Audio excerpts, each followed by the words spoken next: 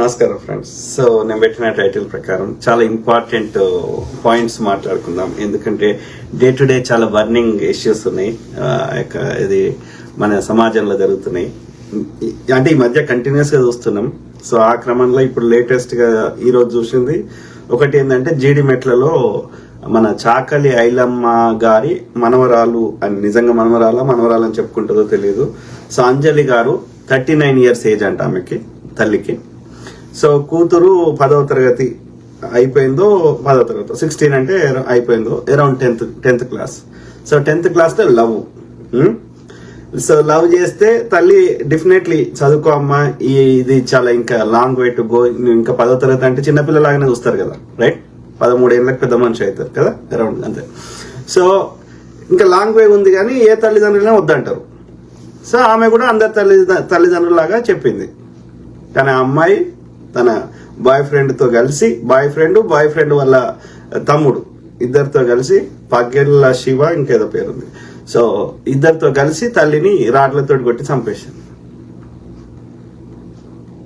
అంటే చిన్నప్పటి నుంచి పెంచి నువ్వు 9 ఏళ్ళు 9 మాసాలు నిన్ను మోసి పుట్టినాక పాలిచ్చి, ఎందుకోసం? ఆమె కావాలనుకుంటే ఆమె నిన్ను పొట్టలో ఉన్నప్పుడే రాకుండా చేయగలుగుతుండే, భూమి మీదకి వచ్చినాక చంపగలుగుతుండే. వెనకట వడ్ల గింజలు వేసి చంపినరు ఆడ శిశువు పుడితే, రైట్?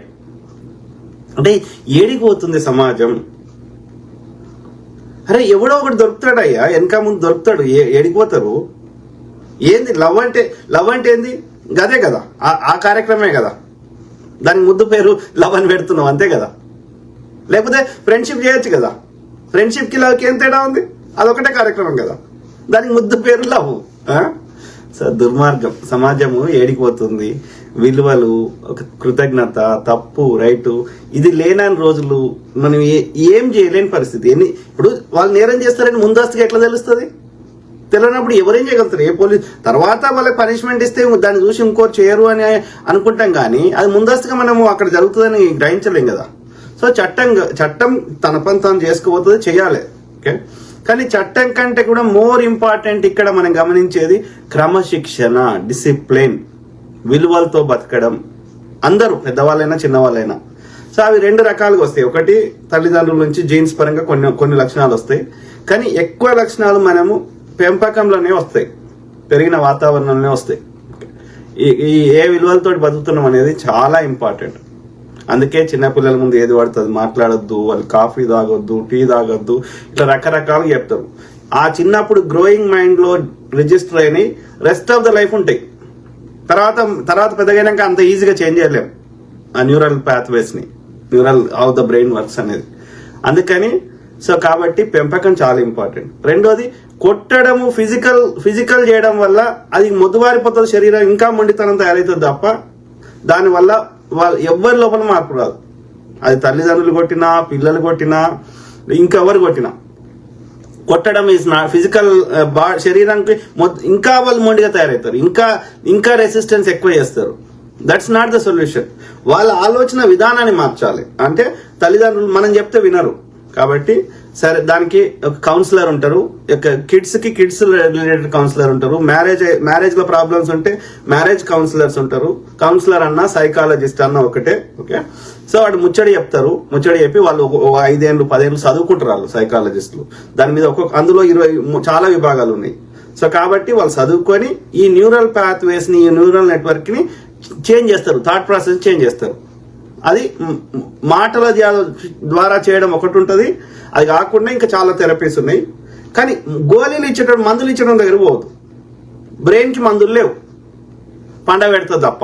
బ్రెయిన్ యాక్టివిటీని తగ్గించి పండబెట్టుడు తప్ప. అంటే పండబెడితే ఏమవుతుంది? బ్రెయిన్ చాలా పనులు చేస్తుంది.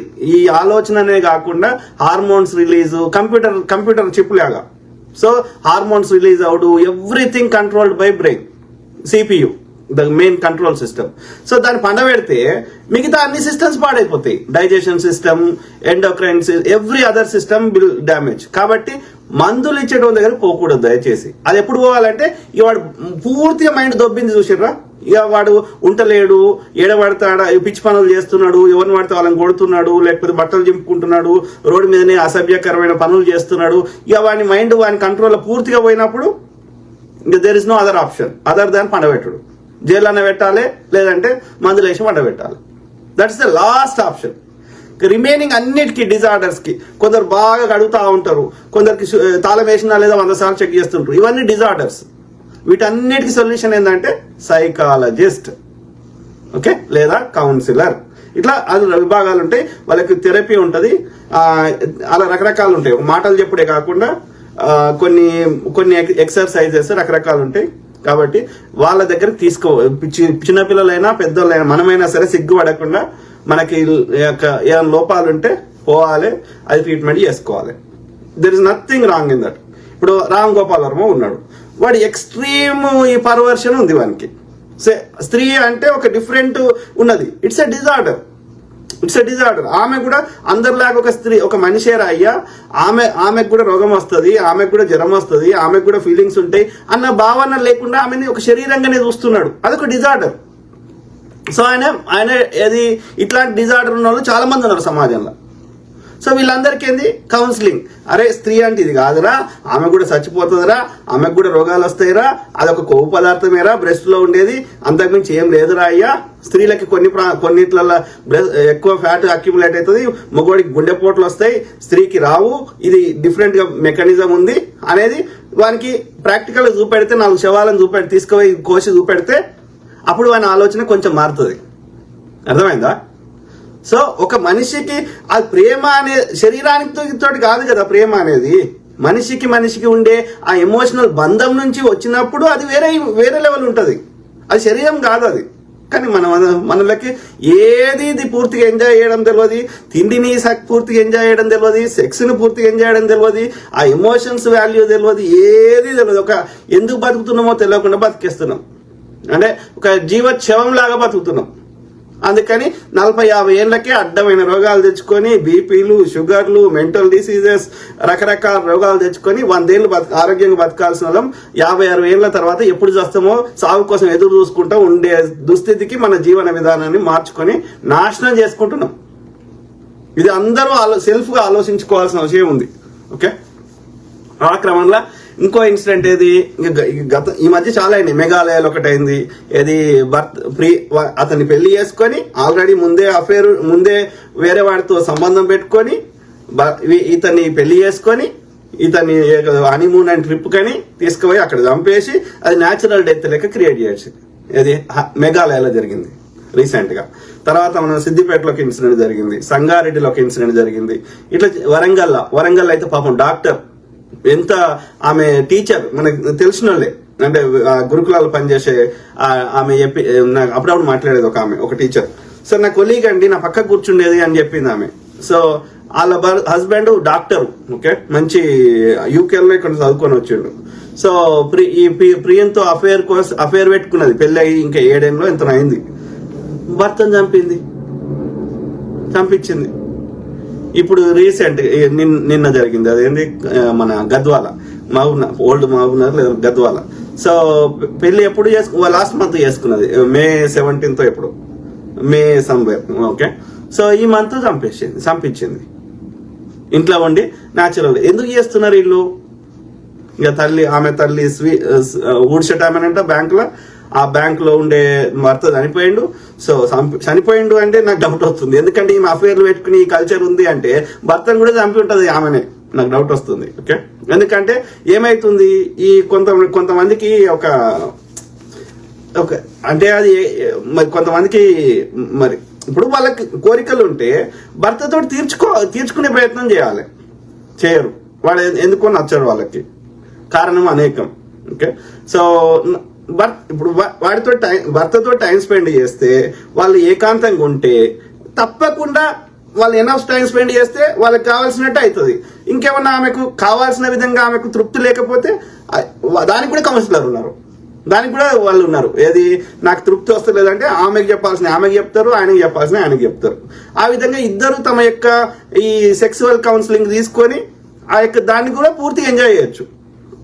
వాళ్ళు టైమే స్పెండ్ చేయరు టుగెదర్.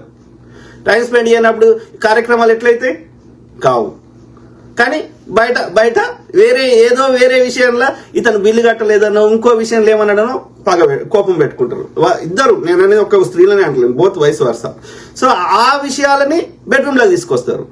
నీకు మనసులో అదంతా ఉన్నాక నువ్వు ఏడ టైం స్పెండ్ చేస్తావు, ఏడ అన్యోన్యంగా కార్యక్రమం నడుస్తుంది. ఇది ఇంట్లో నడవనప్పుడు ఏమవుతుంది, బయట దుకాణం స్టార్ట్ అవుతుంది. లేదంటే బయట ఆల్రెడీ దుకాణం స్టార్ట్ అయితే ఇంట్లో నడవదు. మీరు ఆలోచించండి, ఇట్స్ ఏ ఎమోషనల్ కనెక్షన్. నీకు బయటకు మంచిగా బిర్యానీ తినేసి వచ్చినాక ఇంట్లో మళ్ళీ ఎంత మంచి అన్నం వండినా ఎంత మంచిది వండినా తినాలనిపిస్తుందా?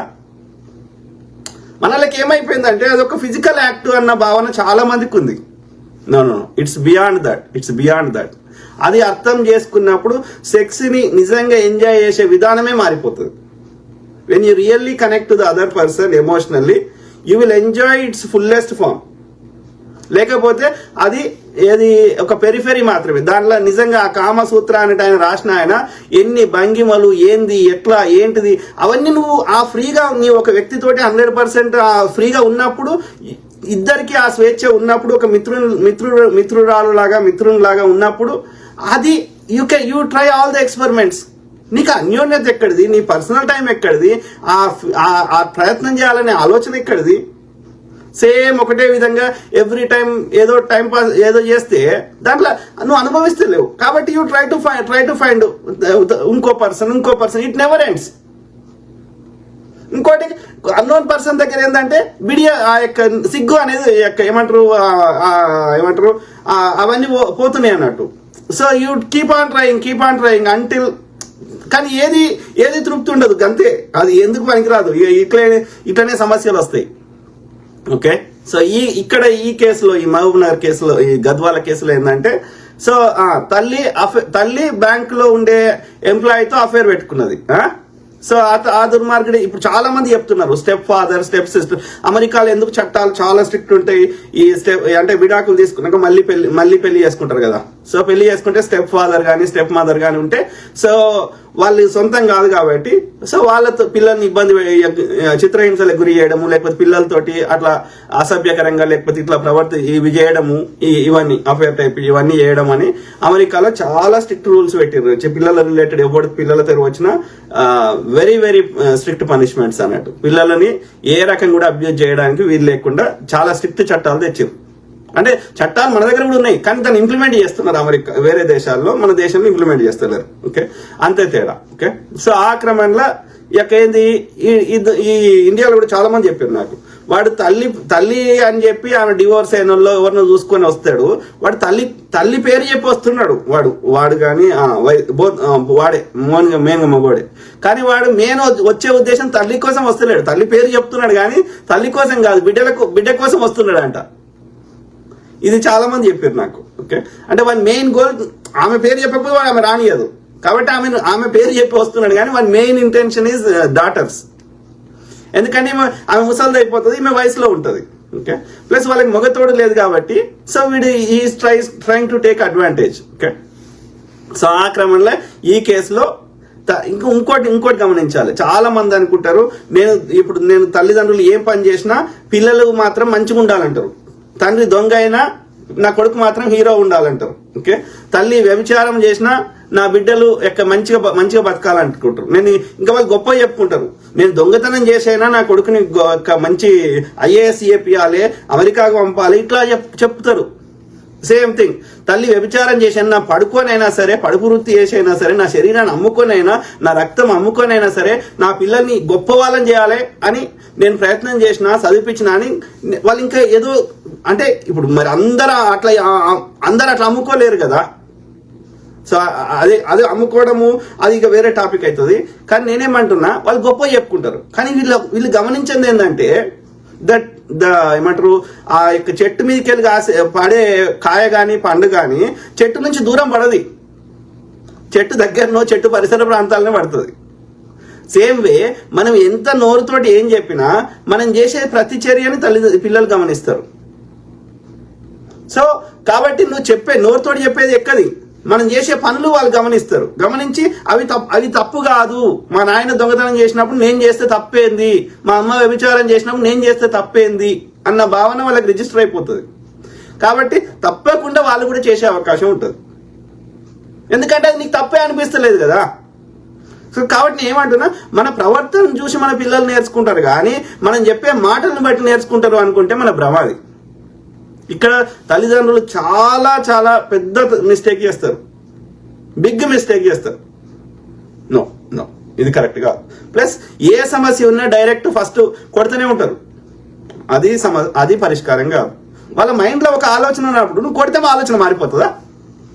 నో. ఆలోచన మార్చాలంటే వాళ్ళకి అర్థమైనట్టు చెప్పాలి. ఎందుకంటే పెద్ద మనుషులు వాళ్ళు వీళ్ళు చెప్పేటోళ్ళు, కానీ ఇప్పుడు పెద్ద మనుషులు అనే కాన్సెప్ట్ లేదు కాబట్టి, పెద్ద మనుషులు కూడా దొంగలు అయిపోయారు కాబట్టి the only solution is go to professional counsellor. Simple. So ఆ క్రమంలో ఏది బిడ్డతోటి కూడా అఫేర్ పెట్టుకున్నాడు. So affair is affair. Okay, వాడికి ఆల్రెడీ పెళ్ళైంది ఆ బ్యాంక్ అకౌంట్కి, కానీ పిల్లలు లేరు ఇంకా.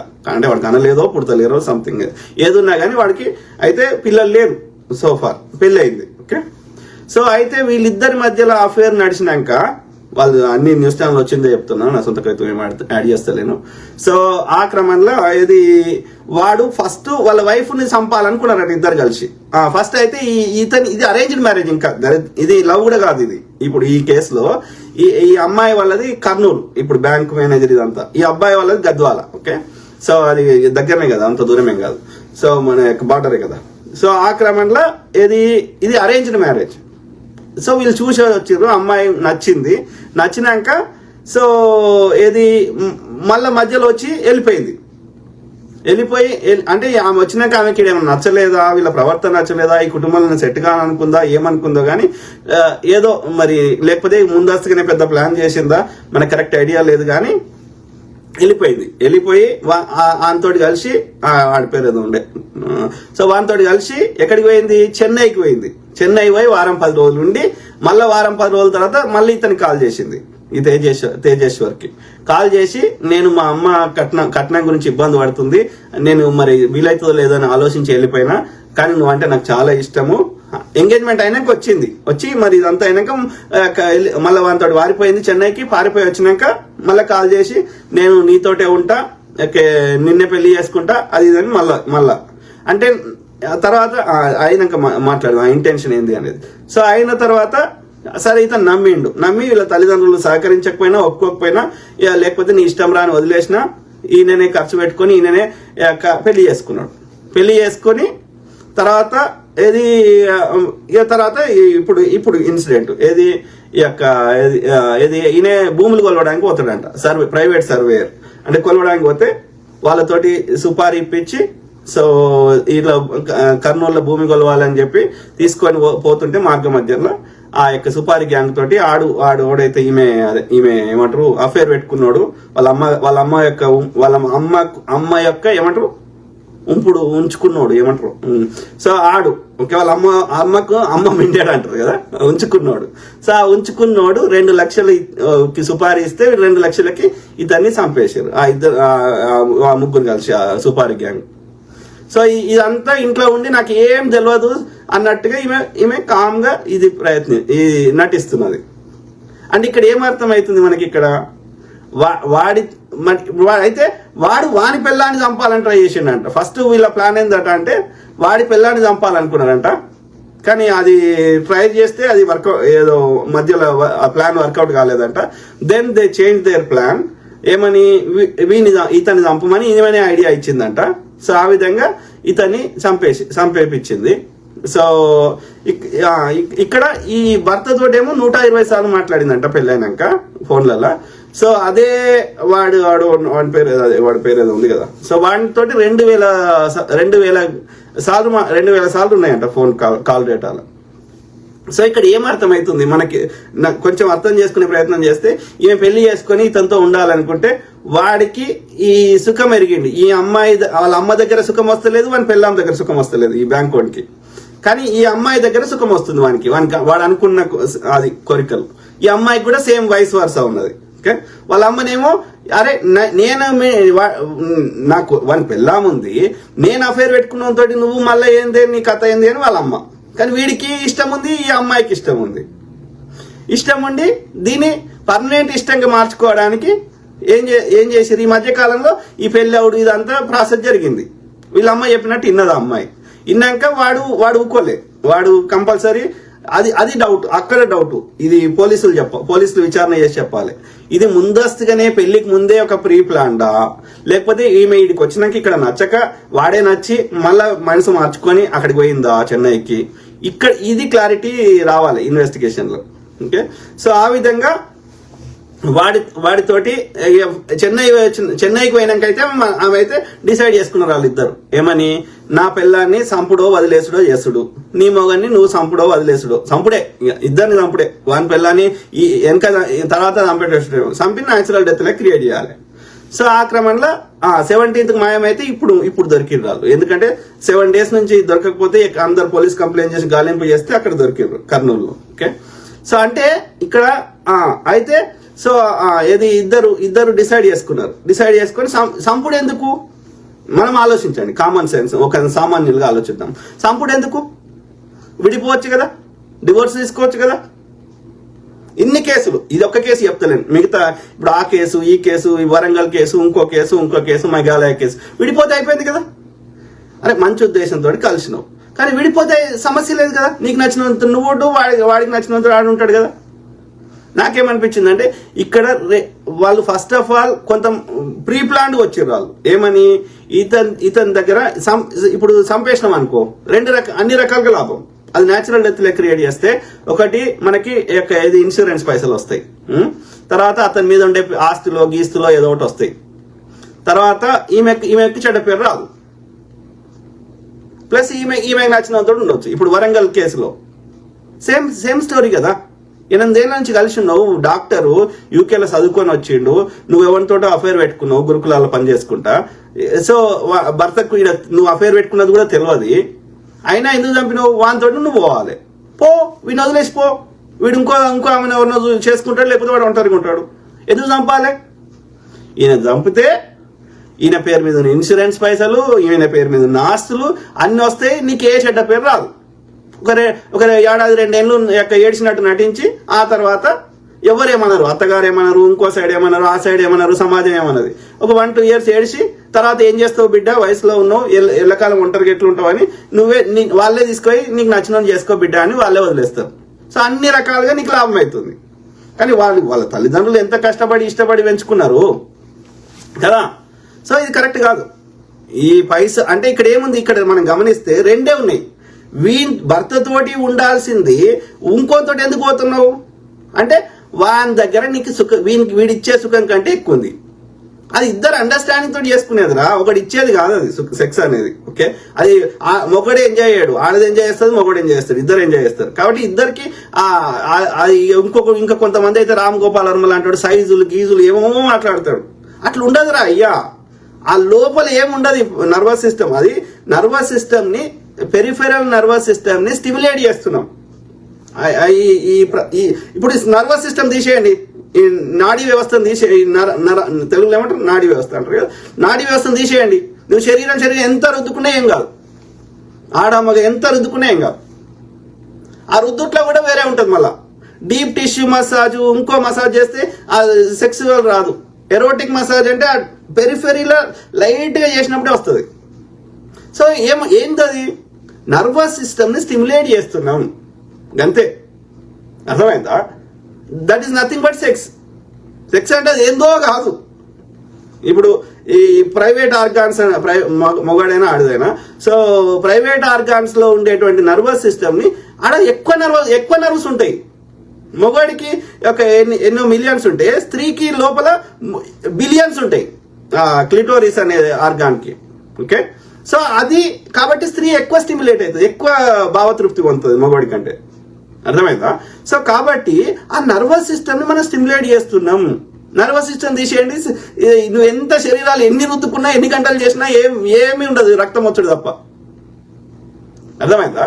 సో కాబట్టి ఇది మొగన్ని కాదని ఎందుకు అంటే ఇంకేం చెప్తున్నాడు, సైజు, వీడు సైజులు మాట్లాడతారు దరిద్రులు. సైజు ఏముండదు, మీరు అడగండి సెక్సాలజిస్ట్ని, ఇంకెవరికన్నా ఆ డాక్టర్ అందరిని అడగండి. బయటనే ఉంటది, క్లిటోరిస్ టచ్ చేసినప్పుడే నీకు అది వస్తుంది. లోపల ఏముండదు, మజిల్సే ఉంటాయి. కాబట్టి size does not matter. It's all about understanding each other matters. It's in the mind. It's about the friendship. A close relationship matters. It's with the mind, not the body, not the size. Okay, ఇది తెలియదు. ఈ ఆ phone చూస్తారు, ఫోన్లలో వాడు ఏంటంటే అట్లా చూపెడతాడు కాబట్టి అది చూసి అందులో ఉన్నదే నిజమని అనుకుంటారు. భ్రమ. అది మనకు సినిమాలో చూపెట్టినట్టు అది మనకి వాడు అమ్ముకునేటోడు వాడు అట్లా చూపెడతాడు, కానీ రియాలిటీ ఈజ్ డిఫరెంట్. సో అయితే ఈ దరిద్ర ఈ కపుల్స్ లో ఏమంటున్నా అంటే, నీకు భార్యతోటో భర్తతోటో మీరు మీకు తెలియకపోతే దాని గురించి మన దగ్గర ఏంటంటే ఒక ట్యాబు, దాని గురించి పబ్లిక్ ఫ్రీగా చర్చ చేసుకోరు. ఇది ఒక ఏమంటారు, అది చర్చ చేసుకోరు కానీ మనసులోకి వెళ్ళి పోదు కదా. సో కాబట్టి the best option is go to counsellor, marriage counsellor. కుటుంబ తగాదాలు ఉంటే మ్యారేజ్ కౌన్సిలర్. సెక్స్ కూడా అందులోకి వస్తుంది, తృప్తి అనేది కూడా అందులోకి వస్తుంది. మ్యారేజ్ కౌన్సిలర్ కానీ లేకపోతే సెక్సాలజిస్ట్ లాంటి వాళ్ళని పోతే వాళ్ళు అన్నిటి హెల్ప్ చేసే వ్యవస్థలు అన్నీ ఉన్నాయి మన దగ్గర. పోవాలి పబ్లిక్ లో, వాళ్ళ దగ్గర డాక్టర్ దగ్గర పోవాలి, వాళ్ళ దగ్గర మనము ఆ యొక్క సమస్య పరిష్కారం చూపెట్టుకోవాలి. కానీ మొగం దగ్గర లేనిది, పెళ్ళాం దగ్గర లేనిది ఇంకో దగ్గర ఉంటది అని ఎవరైనా అనుకుంటే అది భ్రమ, 100% భ్రమ. అందరికి అవే ఆర్గాన్స్ ఉన్నాయి, ఎవ్వడికి ఏమి తేడా ఉండదు. మొగడైనా ఆడదైనా ఒక ముఖం తీసేది, మిగతా శరీరం ఎవరిదైనా ఎవ్వరికి ఏమి ఉండదు. ముఖమే మనకి ఏమంటారు గుర్తింపు. ముఖంలోనే హావభావాలు ఉంటాయి, ముఖంలోనే అందం ఉంటుంది, ముఖంలోనే ఎవ్రీథింగ్ ఉంటుంది. నవ్వు ఎవ్రీథింగ్ ముఖమే. ముఖం తీసేయండి, మిగతా శరీరం అన్ని ఒకటే దగ్గర పెట్టండి, ఏం తేడా ఉండదు పెద్దగా. మిగతా శరీరాన్ని పెద్దగా దాని వాల్యూ ఉండదు. మీరు ఆలోచించండి, నేను చెప్పింది మేక్ సెన్స్ ఉందా లేదు. సో అంటే నేను ఏమంటున్నా, సెక్సువల్ భావతృప్తి లేకపోతే సమస్యను పరిష్కరించుకోవడానికి మార్గాలు ఉన్నాయి, కానీ అఫైర్ పెట్టుకోవడం మార్గం కాదు అనేది ఫస్ట్ పాయింట్ చెప్పదలుచుకున్నా. ఓకే, ఎందుకంటే రెండు విషయాల మీదనే ఈ సమాజంలోకి నేరాలు జరుగుతున్నాయి. మీరు అబ్జర్వ్ చేయండి. అయితే సెక్స్, లేదంటే సంపద, డబ్బులు. ఈ ఆడది అఫైర్లు, అది మళ్ళీ పైసలు కూడా. పైసల విషయంలో ఏది వాడికి ఉన్నాయి మనకు రావాలి, అడ్డదా ఏ దారన్నా కానీ. ఎందుకు నీవు కష్టపడింది నీకెందుకు హక్కుల సొమ్ము? నువ్వు పైసలు లేకపోతే కష్టపడు, అందులో తృప్తి వస్తుంది. అలా రూపాయి సంపాదించినా అలా తృప్తి వేరే ఉంటుంది. నువ్వు సంపాదించిన దానికి ఎత్తుకొచ్చిన దాని మీద తృప్తి ఎందుకు ఉంటుంది? తృప్తి లేకపోతే నువ్వు బతుకున్నా సచ్చినట్టే. తృప్తి లేని జీవితం అది జీవోత్సవంగా ఉన్నట్టే, బతుకున్నా సచ్చినట్టే. మనం కష్టపడితే వచ్చిన సొమ్ములో దాంట్లో వచ్చే తృప్తి ఎత్తుకొచ్చిన దాంట్లో ఉండదు. ప్లస్ రోజు భయమే, ఎప్పుడో ఒకసారి దొరుకుతావు. ఇక్కడ ఈ ప్రజా కోర్టులను తప్పించుకున్నా, ఇక్కడ ఈ సిస్టంలో మనం ఏర్పరచుకున్న వ్యవస్థలో తప్పించుకున్నా, ప్రకృతిని ఏర్పాటు చేసిన వ్యవస్థలో తప్పించుకోలేవు. కర్మ అంటే ఏంది? అది ఎక్కడి నుంచో ఏడుకలో వచ్చేది కాదు. మనం చేసే ప్రతి పని ఆ యూనివర్సల్ కాన్షియస్నెస్ లో రిజిస్టర్ అవుతుంది. తప్పకుండా దాని ఫలితం వస్తుంది. ఊరికే అట్లాంటి ఆలోచన రావు, ఊరికే రావు. ఇప్పుడు మొన్న విమాన ప్రమాదం జరిగింది, అందరు చచ్చిపోయారు. అది అంత పెద్ద 1,25,000 లీటర్ల పెట్రోల్, ఒక అణుబాంబు అంత స్థాయిలో అది చూస్తే భయంకరంగా ఉంది. ఒక్కరు కూడా బతకకూడదు. మరి ఒక్క అతను ఎట్లా బతికిండు? అది ఊహించుకోవడానికి కూడా మనకి అది అంటే అది ప్రకృతి గొప్పతనం. అది అంతే. చంపాలన్నా బతికియాలన్నా ప్రకృతి గొప్పతనం. మన గుండె మనం చెప్తే కొట్టుకుంటలేదు. ఆలోచించండి. సో ఆ క్రమంలో ఇక్కడ ఏం చెప్పదలుచుకున్నా అంటే, ఒకటి ఈ యూత్ కు బాగా చెప్పాలి ముచ్చట్లు. ఎందుకంటే ఇది మన దేశంలో ఇది ఒక ట్యాబు ఉంది. ఏమని? ఈ సెక్స్ గురించి చెప్పినాం. సో ఇంకో ట్యాబు ఏంటంటే, విడాకులు అంటే అది తప్పు, నేరం అన్న భావన ఈ మనువాదులు క్రియేట్ చేసి పెడతారు. పాశ్చాత్య దేశాల్లో విడాకులు తీసుకుంటారు, వాళ్ళ కల్చర్ డిఫరెంట్, ఒక్కడే ఉండగా నలుగురితో తిరుగుతారు. ఇవన్నీ నాన్ సెన్స్. నేను అమెరికాలో 2001 నుంచి ఉంటున్నా, అంటే దాదాపు 24 ఏళ్ల నుంచి ఉంటున్నా. ఓకే, అనేక పెద్ద ఎంఎన్సీలు అంటే మల్టీనేషనల్ కంపెనీస్ అంటే మైక్రోసాఫ్ట్, ఇది అమెరికన్ ఎక్స్ప్రెస్, ఇట్లాంటి పెద్ద సంస్థల్లో పనిచేసిన. సో కాబట్టి నేను దగ్గర నుంచి చూసినా. నేను గాలి మాటలు చెప్పాల్సిన అవసరం నాకు లేదు. ఓకే, సో అమెరికాలో కూడా అన్ని రకాల మనుషులు ఉన్నారు. ఓకే, సో అందులో చర్చ్కు పోయేటోళ్ళు చాలా మంది ఉన్నారు. ఓకే, బిడ్డను పెంచుకుంటూ చర్చకు పోతూ నియమ నిబంధనలతో బతుకుతూ మందు తాగకుండా చాలా డిసిప్లిన్ గా ఒంటరిగా బతుకుతున్న మహిళల్ని నేను చాలా మంది చూసిన, నా కొలీగ్స్ ని. అర్థమైందా? సో కాబట్టి మనము దూరం నుంచి చూసి జడ్జి చేయడం అది చాలా తప్పది. అర్థమైందా? సో కాబట్టి పిల్లలకంటే తల్లిదండ్రులకు ఉండదు, 16 ఏళ్ళకి వదిలేయరు. కోడి పిల్ల ఎట్లయితే తల్లి ఒక 3 రోజులు వారం రోజులు అయినాక పిల్లకి, అంతకుముందు ఏమో నేను చూసిన మా ఇంటి ముందర పక్షులు వచ్చి ఆ తల్లి పక్షి తెచ్చి నోట్లో గుచ్చుకేది. అది ఎప్పుడైతే ఎగురుడు స్టార్ట్ అయిందో ఇక బంద్ చేసింది, తీసుకొని పెడుతున్నది. ఈవెన్ మన దగ్గర కూడా ఆవులు, గేదెలు లేదంటే బర్రెలు ఈనినప్పుడు అది స్టార్టింగ్ ఎట్లా నాకు దాన్ని క్లీన్ చేసి పెడుతుంది, అది ఒక్కటేసారి దానంతటా అది నడిచినాక వదిలేస్తుంది. సో సేమ్ థింగ్ ఇక్కడ కూడా అంతే. 16 ఏళ్ళు దాటినాక నువ్వు పెద్దోళ్ళవి అయిపోయినావు, నువ్వు అడల్ట్ అయినావు, ఓకే, నీకు నేను ఇక చేయాల్సిన అవసరం లేదు, నువ్వు ఈ సమాజంలో బతుకుని నేర్చుకో అన్న ఉద్దేశంలో వాళ్ళు బ్యాకప్ ఉంటారు, వెనక ఉంటారు. వాళ్ళు కష్టం వస్తే ఉంటారు, కానీ వాళ్ళంతా వాళ్ళని చేసుకోవాలి, సమాజంలో బతుకుని నేర్చుకోవాలి, పైసలు సంపాదించు నేర్చుకోవాలి, దాని ఇంపార్టెన్స్ తెలియాలి అని వాళ్ళకి సమాజంలో నేర్పాలని వదులుతారు తప్ప మొత్తానికి వదిలేరు గాళ్ళకి. వాళ్ళ కష్టం వచ్చినా వాళ్ళు వెనకాల ఉంటారు, మంచి చెడు పట్టించుకుంటారు, ఎవ్రీథింగ్ ఉంటారు. కానీ ఫిజికల్ గా ఒకటే ఇంట్లో ఉండకుండా నీకు ఏమంటారు, సేమ్ ఊర్లో ఉంటే ఒకటే ఇంట్లో ఉంటారు. వాళ్ళు కాలేజీకి వేరే ఊర్లో పోయినారు అనుకో, ఇప్పుడు నేను 10వ తరగతి దాకా సిద్దిపేటలో ఉన్నా, ఇంజనీరింగ్ ఏడున్నా, ఇంటర్మీడియట్ ఏడున్నా, 10వ తరగతి అయిపోయినాక ఇంటర్మీడియట్ హైదరాబాద్లో ఉన్నా. మా పేరెంట్స్ ఏడున్నారు, సిద్దిపేటలో ఉన్నారు. సో ఇంజనీరింగ్ ఏడున్నా, హైదరాబాద్లో ఉన్నా. సో అంటే 10 అంటే నేను అరౌండ్ 15 ఏళ్ళు. 15 ఏళ్ళు అయినాక నేను ఎప్పుడు చుట్టంలోకి వచ్చినా కానీ హాలిడేస్కి వెకేషన్స్కి కానీ మిగిలిన అంతా బయటనే ఉన్నా నేను. అర్థమైందా? సో అది ఎందుకైంది? ఇప్పుడు మా చెల్లెళ్ళు ఇది సిద్దిపేటలో చేసి డిగ్రీ సిద్దిపేటనే చేశారు.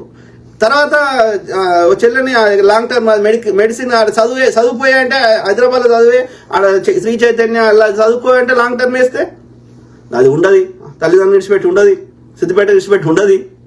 సో అంటే ఏమంటున్నా ఇక్కడ, ఆ సొంతంగా వాళ్ళ కాళ్ళ మీద వాళ్ళు బతుకుని నేర్చుకోవాలి స్వతంత్రంగా. ఆ ఉద్దేశంలో ఇక్కడ అమెరికాలో పిల్లల్ని ఏమంటారు, బతకడం నేర్పిస్తారు. సింపుల్ గా చెప్తున్నా, బతకడం నేర్పిస్తారు అంతే. వదిలేస్తురు అని ఎవరైనా చెప్పితే ఈ మనువాదులు, పిచ్చినా కొడుకులు, absolute nonsense, wrong. They love their kids. మనలాగానే, మనకంటే ఎక్కువనే ప్రేమిస్తారు కానీ తక్కువైతే ప్రేమించారు. ఇది గుర్తుపెట్టుకోవాలి. ఓకే, ఇక ఏది పెళ్ళిళ్ళు, నేను ఇక్కడ మన దగ్గర కూడా చేంజ్ అవుతుంది ఇప్పుడు. కానీ నేనేమంటున్నా అంటే, సో ఇక్కడ ఏంది, ఒక నచ్చలేదు అనుకోండి, ఊకే కొట్టుకొని ఎందుకు బతకాలి అట్లా కొట్టుకుంటా? ఆ కొట్టుకునే వాతావరణంలో నేను ప్రశాంతంగా ఉన్నా, నువ్వు ప్రశాంతంగా ఉండవు, పోలీసులు వస్తారు, కేసులు అవుతాయి, ఆ యుద్ధ వాతావరణంలో పిల్లలు సరిగ్గా పెరగరు, వాళ్ళు క్రిమినల్స్ తయారవుతారు, లేకపోతే మెంటల్ డిసీజ్ వస్తాయి. ఇట్లాంటి వాతావరణం ఎందుకు పెరగాలి? నేను విడిపోమని చెప్తలేను. ఫస్ట్ అన్ని శతవిధాల ప్రయత్నం చేయండి. ఏమని, ఏది మ్యారేజ్ కౌన్సిలర్ ఇంకో దగ్గరికి పోయి ఏది మనకున్న ఎందుకు కాన్ఫ్లిక్ట్ వస్తుంది, ఎందుకు సమస్యలు వస్తున్నాయో తెలుసుకొని దాన్ని పరిష్కరించుకునే ప్రయత్నం చేయాలి. అయినా మనకి ఆ సమస్యలు తీరుతలేనప్పుడు best way is to end the relation. There is nothing wrong in that. విడిపోయి మంచిగా ప్రశాంతంగా బతకొచ్చు, తప్పేం లేదు. పిల్లల్ని ఇద్దరు షేర్ చేసుకుంటారు అంతే.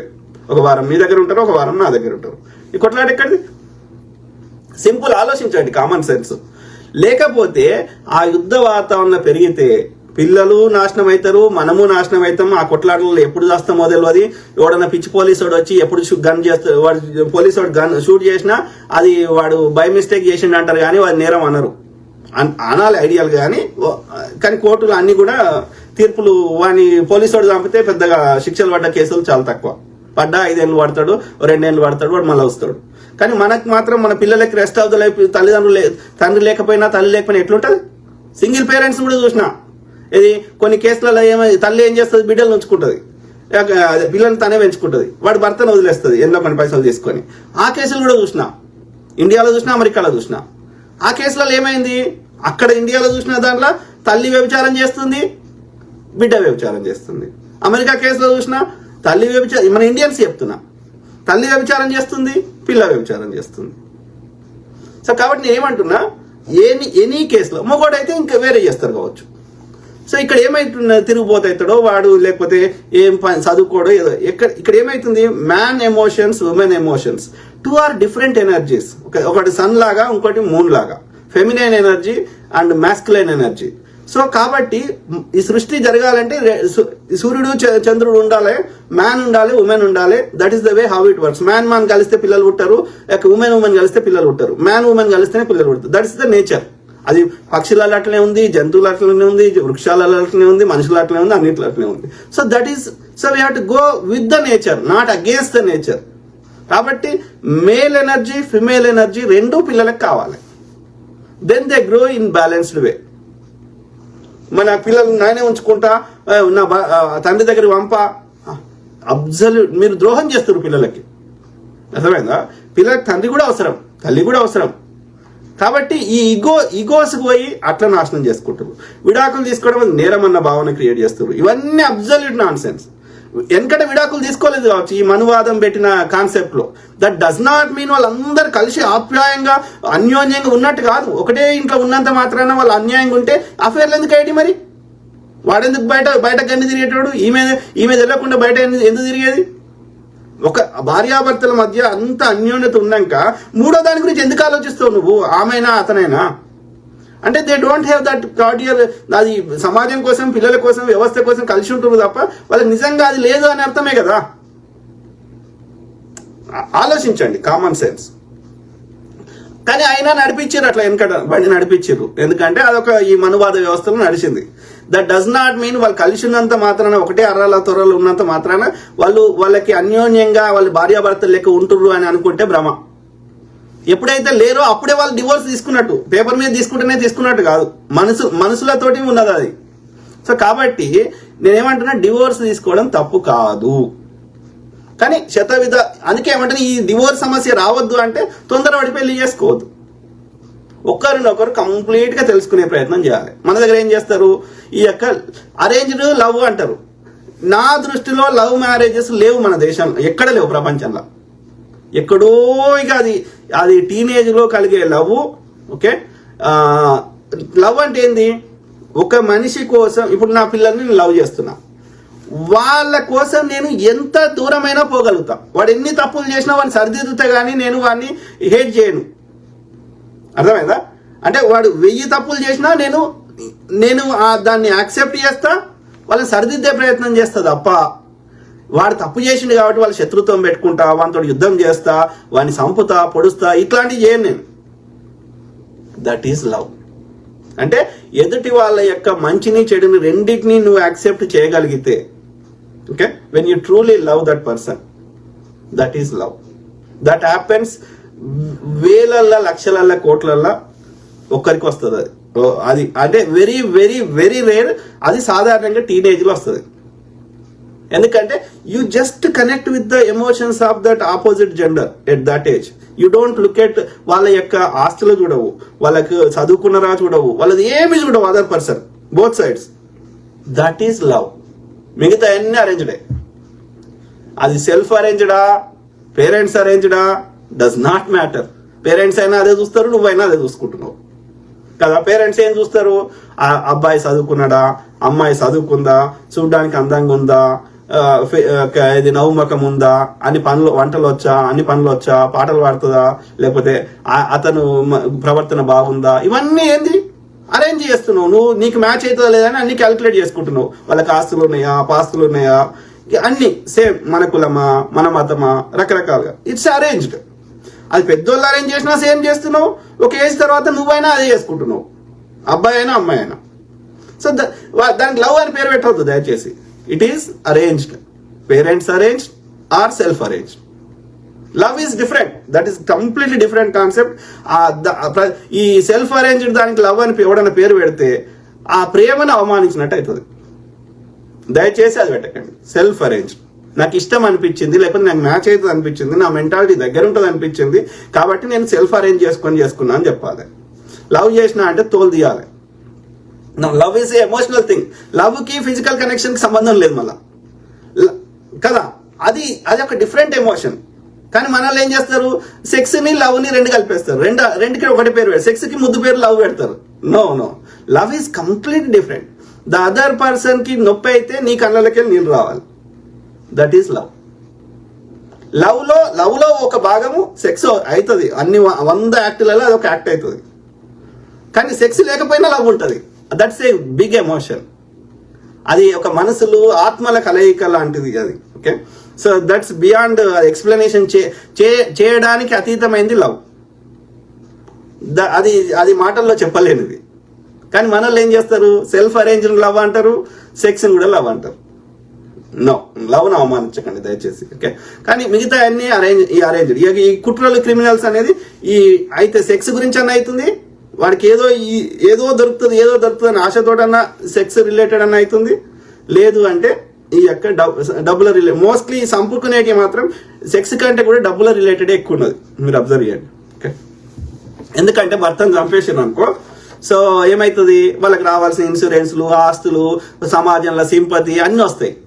ఇంకా కానిస్టేబుల్ భార్య దొంగముండది ఏంది, మంచిగా భర్త కోసం భర్తకి ఏమి ఇష్టమో ఆలోచించి ఆ రోజు మటన్ వండి పెట్టింది, మందు పోపించింది, మందు అయినాక నిద్ర వస్తుంది, మందు వండ పెడుతుంది, కాఫీ పైకి లేపుతుంది, అప్పు చేస్తుంది నర్వస్ సిస్టమ్ని. సో పండబెట్టింది, పన్నాడు పాపం ఆయన. నీ కోసము ఆయన కానిస్టేబుల్ పని చేసి ఇల్లు నడుపుకుంటా, అన్ని బిల్లులు కట్టుకుంటా, తన పొద్దంతా పని చేసి ఇంత ప్రేమ చేస్తే నువ్వేం ఇంట్లో కూర్చుండి బలిసి అఫైర్లు పెట్టుకొని భర్తకు వానికి కష్టపడడానికి వానికి సుఖం పెట్టకుండా, నువ్వు వానితో సుఖపడకుండా బయట లంగ కథలు పడి మళ్ళీ వాడిని చంపుతావు. ఏమి ఎథిక్స్, ఏమి మోరల్స్, ఎక్కడ పుట్టిర్రు మనుషులు? నచ్చకపోతే వాడు నచ్చలేదు, వాని ప్రవర్తన నచ్చలేదు, వాని సెక్స్ వల్ల నచ్చలేదు, నువ్వు ఫిక్స్ చేసుకుంటే చేసుకో, లేకపోతే పీకు వదిలేసి వెళ్ళిపో, వాడిని ఒంటరిగా నన్ను బతుకుతున్నాడు అంటే అట్లా వదిలేస్తే నీకు మంచి పేరు రాదు, సమాజానికి చెడ్డ పేరు వస్తుంది. అట్లా వదిలేస్తే నీకు ఆస్తులు రావు, పైసలు రావు. కాబట్టి వానితో సుఖంగా బతకాలంటే వీని చంపి వీని ఆస్తులు దొబ్బుకొని పోవాలి. ఇదేం నీతిరా? No, this is not acceptable. So అతను ఏం చేసింది, ఇద్దరు కలిసి కుట్ర చేసి చంపేసారు. ఏది దిండు ముఖం మీద పెట్టి పండుకున్నాక చంపేసారు. ఒక 6 months 1 year బ్యాక్ అయింది. సో చంపేసినాక ఇక దొరకది, న్యాచురల్ డెత్ అనుకున్నారు. పోస్ట్ మార్టంలో దొరుకుతుంది కదా, అది ముఖం మీద పెట్టి చంపేసిన శ్వాస న్యాచురల్ గా పోయిందా, ఆ ఊపిరితిత్తులలో ఏమైంది అన్ని బయటపడతాయి కదా. దొరికింది ఒక పోలీస్ కొలీగ్లలో, కానిస్టేబుల్ కొలీగ్స్లలో ఎస్ఐ లేడీ ఆమె గుర్తుపట్టింది. ఈ పోస్ట్ మార్టం రిపోర్ట్ ఏదో తేడా ఉందని గుర్తుపడితే మొత్తం ఇన్వెస్టిగేషన్ చేసి ఆమెను తీసుకొని పోలీసు తరహాలో వాళ్ళు ఇన్వెస్టిగేషన్ డిఫరెంట్ చేస్తారు కదా. సో చేస్తే అన్ని విషయాలు ఒప్పుకున్నది. ఇక సంగారెడ్డి కేసు అయితే 3 పిల్లలు ఉన్నారు మొదటి భర్తని చచ్చిపోయిన అంటారు, కానీ అది ఇన్వెస్టిగేషన్ అనుమానం రాలేదు కాబట్టి ఇన్వెస్టిగేషన్ చేయలేదు కాబట్టి మొగని చంపినాక ఈడు ప్రియుడు పిల్లలు వద్దంటే 3 పిల్లల్ని చంపేసింది మొదటి భర్తతోటి. ఎందుకంటే ఈ బాడికి ఎందుకు వద్దన్నాడు, నా రక్తం కాదు, నీకేం హక్కు ఉందిరా బోచడికే, నచ్చకపోతే మరి వాళ్ళు నీ పొట్టలకెళ్ళి వచ్చిన నీ కడుపులకెళ్ళి వచ్చిన నీ పిల్లల మీద నీకు ప్రేమ లేకపోతే అనాథాశ్రమాలు ఇవ్వనంటివి ఎందుకు చంపినా ఏముండా?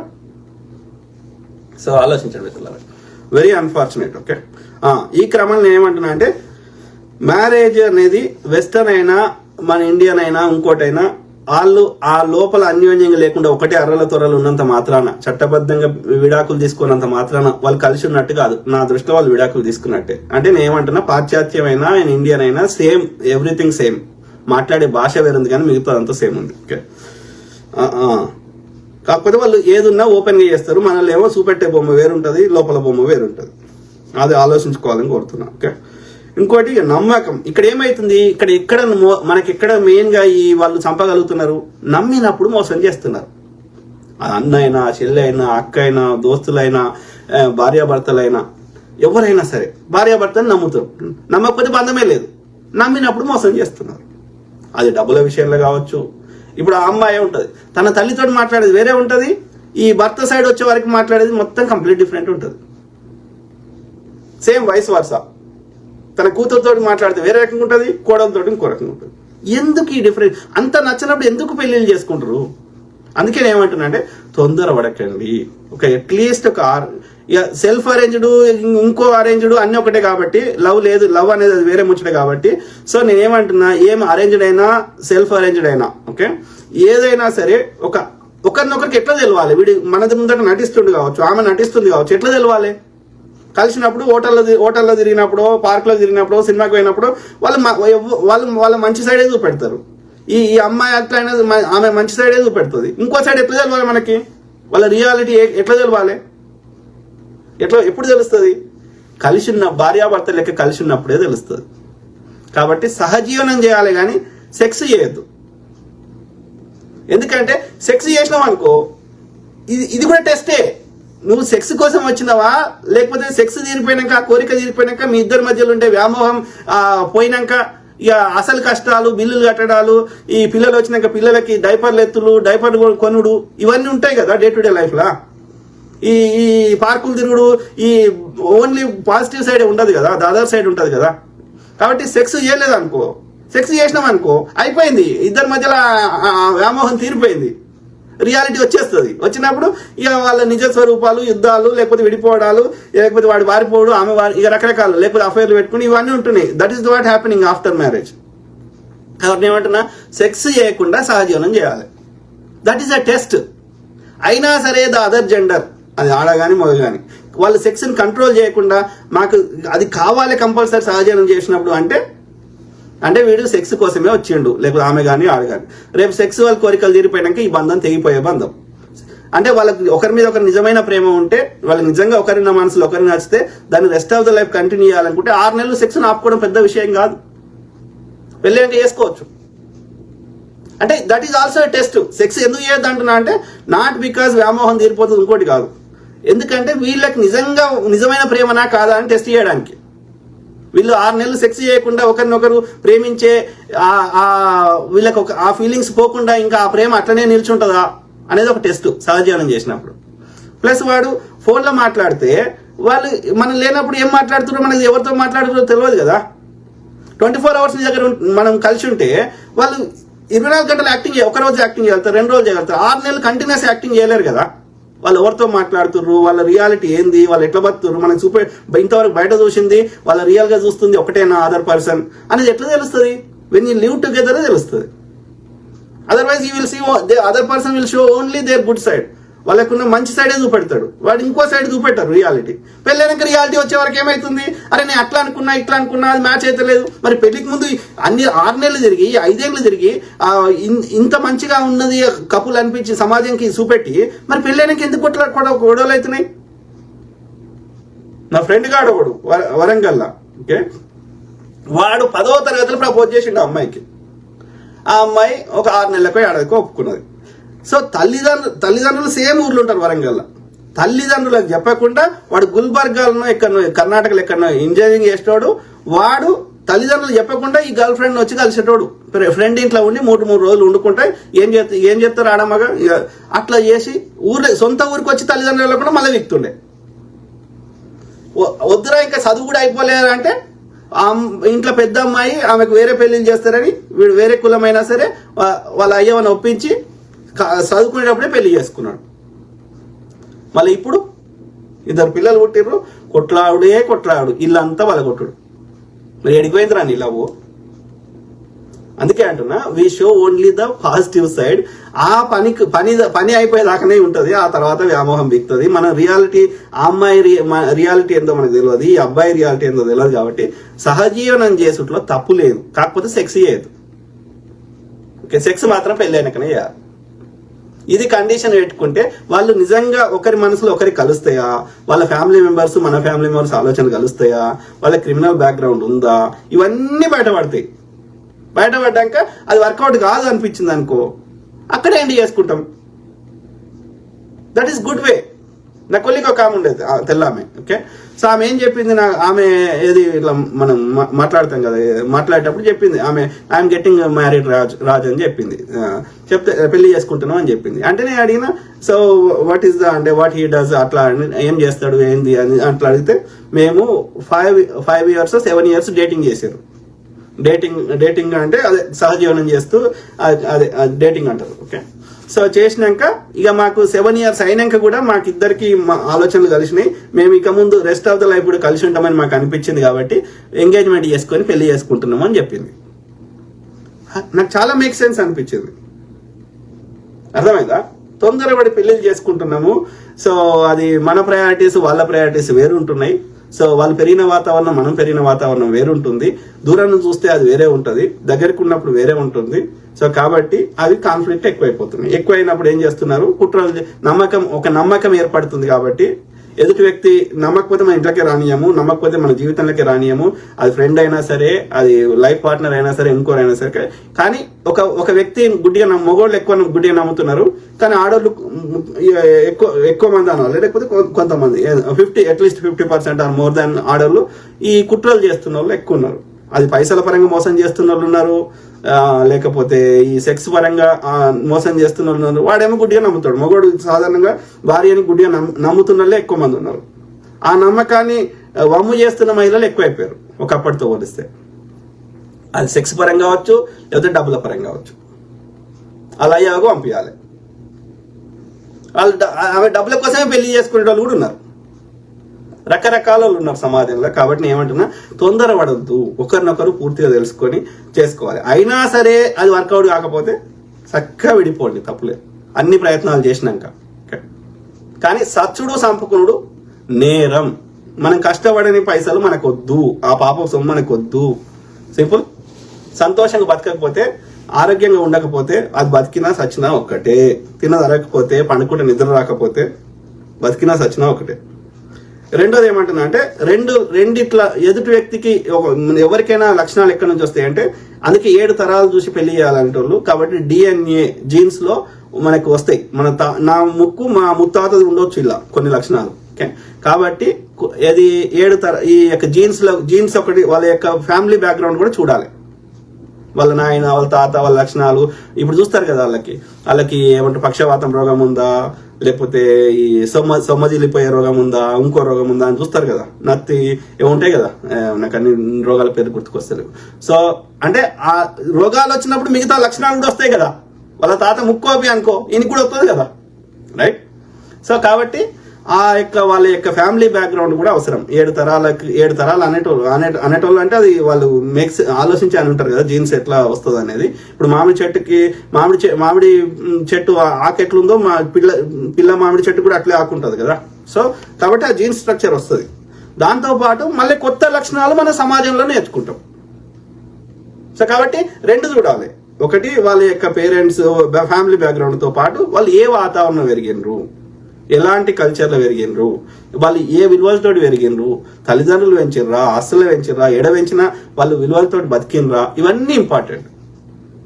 నేను చాలా మంది చూసిన, మనం ఏమనుకుంటాము, పేదరికంలో పెరిగినరు, కష్టాలు పెరిగినరు అనుకుంటే వాళ్ళు మంచిగా ఏమంటారు, కష్టపడ్డారు కాబట్టి, జీవితంలో కష్టం చూసారు కాబట్టి వాళ్ళకి ఏమంటారు, అన్ని విధాలా అర్థం చేసుకునే మెంటాలిటీ ఉంటుంది, లేకపోతే కష్టం అంటే తెలుసు, ఆ యొక్క విలువలతో బతుకుతారు అని అనుకుంటాం. Absolute not sense. నేను అబ్జర్వ్ చేస్తున్నా. సో అందులో ఉండొచ్చు, కొంత గ్రామీణ ప్రాంతాల్లో కొంతమంది ఉండొచ్చు, పేదరికంలో పెరిగినా కానీ విలువలతో బతికిన వాళ్ళు కొంతమంది ఉండొచ్చు. కానీ ద అదర్ సైడ్ ఆల్సో ఈ చిచోరా ఉండి బస్తీలలో పెరిగి, లేకపోతే ఈ పైసల గురించి అడ్డదారులు దొక్కి ఎట్లనే చేసి ఇట్లాంటి బ్యాచ్ కూడా ఉన్నది. ఈ పేదరికంలో ఉన్న వాళ్ళందరూ మంచోళ్ళు ఏం లేరు. అట్లా ఊహించుకుని అలా కూడా మోస్ట్ క్రిమినల్ బ్యాక్గ్రౌండ్ ఉన్న వాళ్ళు చాలా మంది ఉన్నారు ఈ పేదరికం నుంచి వచ్చిన వాళ్ళు. మనము వి కెనాట్ జనరలైజ్. ఇది నేను గమనించిన. ఓకే, అర్థమైందా? ఈ సోషల్ యాక్టివిస్టులు, ఈ మనువాదులు, వాళ్ళందరూ మా భారతీయ వ్యవస్థ గొప్పది అంటారు. Absolute nonsense. ఈ యాక్టివిస్టులు ఎవరు వాళ్ళ మొగళ్ళతో అన్యాయంగా ఉండనే ఉంటారు, వాని బెడ్రూమ్లకు కూడా రానియారు. ఇది మాత్రం చెప్తారు మా వ్యవస్థ గొప్పదని. అన్ని అబద్ధాలు. అంటే మనకి బయట చూపెట్టేది ఎట్లున్నా సరే, లోపల ఏమైతుందో అవసరం లేదు, బెడ్రూమ్లో ఏమైతుందో అవసరం లేదు, 4 రూమ్ల మధ్యలో ఏమైతుందో అవసరం లేదు. బయటకు చూపెట్టడానికి మంచిగా ఉన్నట్టు నటిస్తే చాలు. ఏదో మంచిగా ఉంది చెప్పండి. ఇప్పుడు రామానాయుడు, వెంకటేష్ ఎవరెవరో చెప్తారు కదా. సో ఇప్పుడు వాళ్ళ భార్యతో చేయాల్సినవి నువ్వు అందరితో, భూమి మీద ఉన్న అందరితో చేస్తే భార్యతో తప్ప అది ఏం బంధం అది? అయినా సరే ఆమె కామ్గా ఉంటుంది, చిరంజీవి అయినా సరే. ఇప్పుడు ఇవి చిరంజీవి అందరు హీరోయిన్లతో అఫేర్ పెట్టుకుంటే భార్య కామ్గా ఉంటే అది అన్యోన్య బంధం అవుతుందా? I don't think so.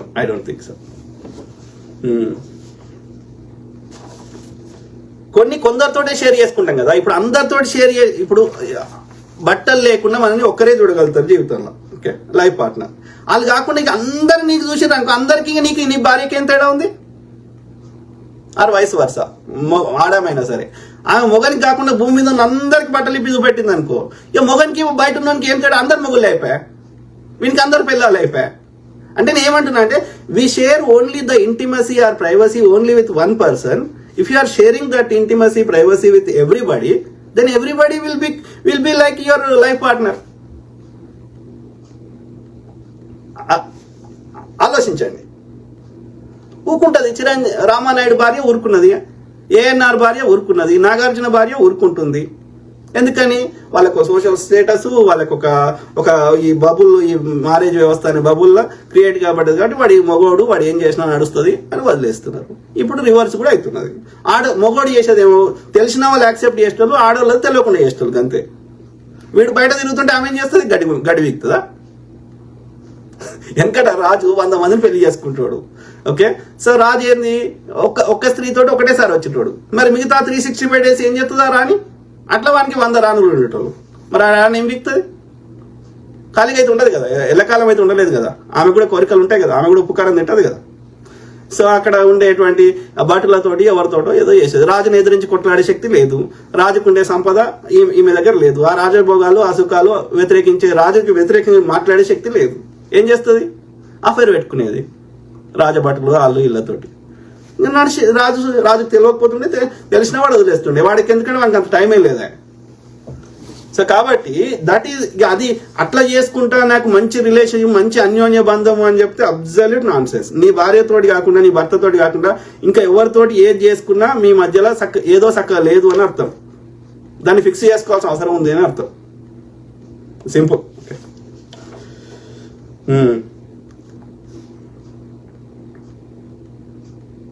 ఇంకోటి ఏంటంటే ఇక్కడ చెప్పిన భార్య గురించి చెప్పినప్పుడు ఎవరైనా సరే, ఫ్రెండ్ అయినా సరే, ఇది నేను బాగా గమనిస్తున్నా. ఓకే, నమ్మకం అనేది ఎంత అది చెడ్డదైపోయిందంటే, నమ్మినప్పుడు మోసం చేయగలుగుతారు ఎవరైనా సరే. ఒక సెక్స్ విషయంలో అంటలే నేను, డబ్బులు కావచ్చు, ఇంకేదన్నా కావచ్చు. నమ్మినప్పుడే వాడు సంపగలుగుతాడు, నమ్మినప్పుడే మోసం చేయగలుగుతాడు. అంటే ఇక్కడ ఏమంటున్నా, ఎవరిని గుడ్డిగా నమ్మకూడదు అనేది నేను జీవితంలో నేర్చుకున్నా. ఎవరిని, తల్లిదండ్రులని, పిల్లల్ని, ఎవరిని గుడ్డిగా నమ్మకూడదు. We do everything, we calculate everything. డబ్బులు ఇచ్చినామంటే ఇక అది పోతాయి అనుకుంటేనే ఇవ్వాలి, ఇక మళ్ళీ వస్తాయి అని ఆశతోటి మాత్రం ఇవ్వద్దు. వస్తేనే సంతోషపడు, కానీ ఇక ఇచ్చినప్పుడు అవి నాకు కావనుకుంటే ఇక పోయినా సరే అనుకుంటే, లేకపోతే ఎవరికైనా వాళ్ళకి నిజంగా డబ్బులు కావాలంటే బ్యాంకులో అడుక్కుంటారు. ఓకే, డబ్బులు మోస్ట్ ఆఫ్ ద రిలేషన్షిప్స్ పాడేది డబ్బుల విషయమే. అది not only husband wife, friends అయినా, ఇంకోరైనా, అన్నదమ్ములైనా, ఈ తగాది ఎక్కడ వస్తుంది? డబ్బుల విషయం. ఇప్పుడు ఎన్ఆర్ఐ అమెరికాలో వేరే దేశాలు ఉంటే చూస్తాం కదా, వాళ్ళు చాలా డబ్బులు పంపిస్తారు ఇండియాకి. మా అన్న, మా చెల్లె, మా అమ్మ నా కోసం నేను ఇండియాలో ఇన్వెస్ట్ చేస్తా, వాళ్ళు కొని పెడతారు అనుకుంటారు, కొంటారు, చెప్తారు, చేసినట్టే నటిస్తారు. కానీ నువ్వు లాస్ట్ నాకు ఇవ్వమంటే అది ఇయ్యరు, లెక్క చెప్పరు. నువ్వు అదేమో అయింది దానికి ఏదో కథలు చెప్తారు. ఇట్లాంటి కేసులు ఈ మధ్య చాలా వింటున్నా. సో కాబట్టి డబ్బుల విషయంలో ఎవరిని నమ్మడానికి లేదు అనేది ఇక్కడ గమనించారు. ఇక అవి పోయినా సరే అనుకుంటే ఇవ్వాలి. అంటే ఎన్ఆర్ఐ అని చెప్తారు. ఇండియాలో కూడా అదే పరిస్థితి. మంచి ఫ్రెండ్స్ మధ్యలో ఎందుకు గొడవలు వస్తాయి? వీడు డబ్బులు ఇస్తాడు, పాపం వాడి కష్టాలు ఉన్నాయి, ఇచ్చినాక వాడికి మళ్ళీ తిరిగి ఇయ్యాడు, కథ స్టార్ట్ అవుతుంది. నమ్మినప్పుడు మోసం జరుగుతుంది సమాజంలో. అంటే ఎవరిని గుడ్డిగా నమ్మకూడదు. నమ్మకపోతే బంధం లేదు, కరెక్టే, కానీ there is no other option. కలికాలం వచ్చింది. మన చిన్నగా ఉన్నప్పుడు ఉన్న పరిస్థితులు లేవు, ఒక 20 ఏళ్ల కింద ఉన్న పరిస్థితులు లేవు. 20 ఏళ్ల కింద కూడా ఉండే దొంగలు ఇట్లాంటి, కానీ తక్కువ మంది ఉండే, ఇప్పుడు ఎక్కువ అయిపోయింది.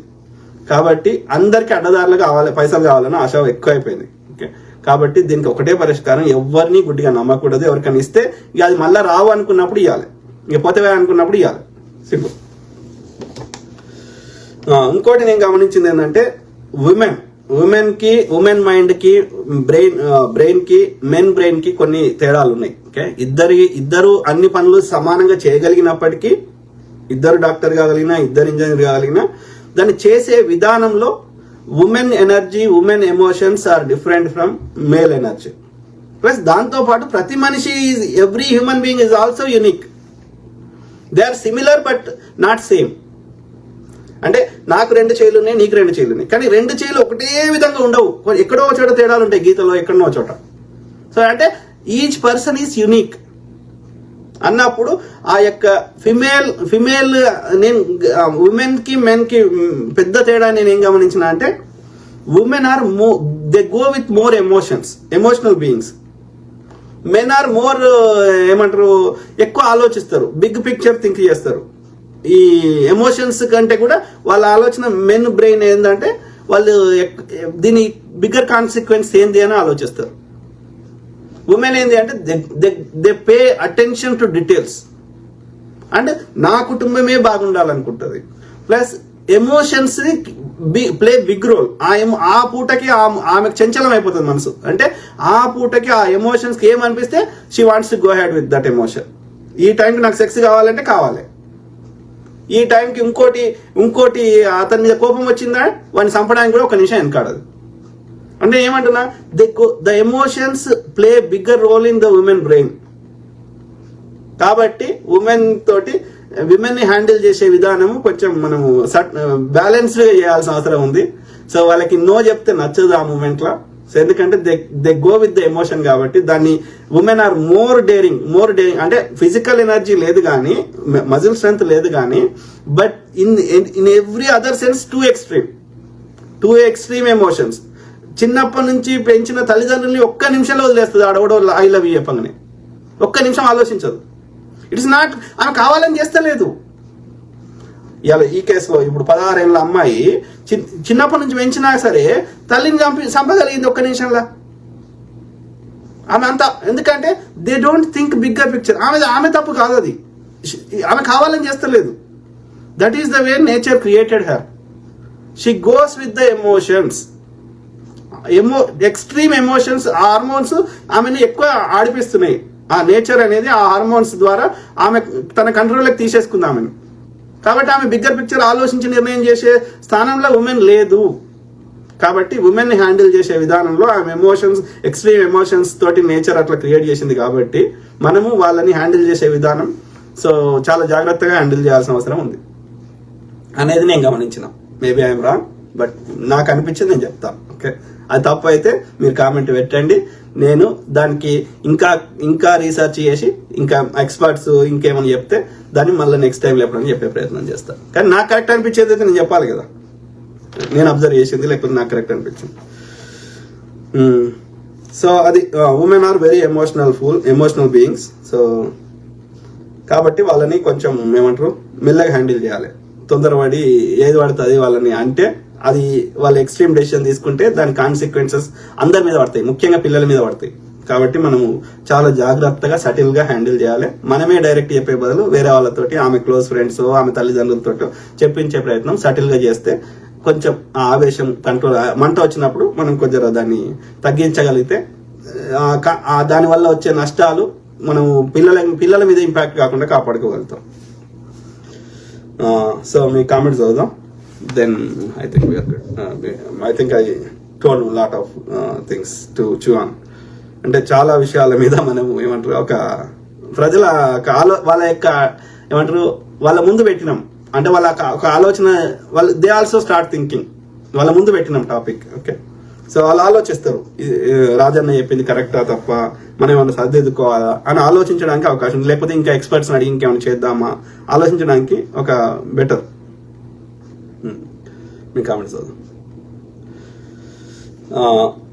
మలైకా జో,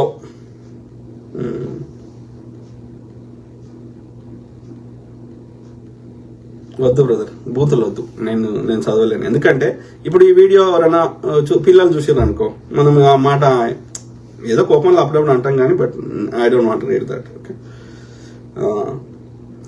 పర్వత Srinivas, super sir, thank you.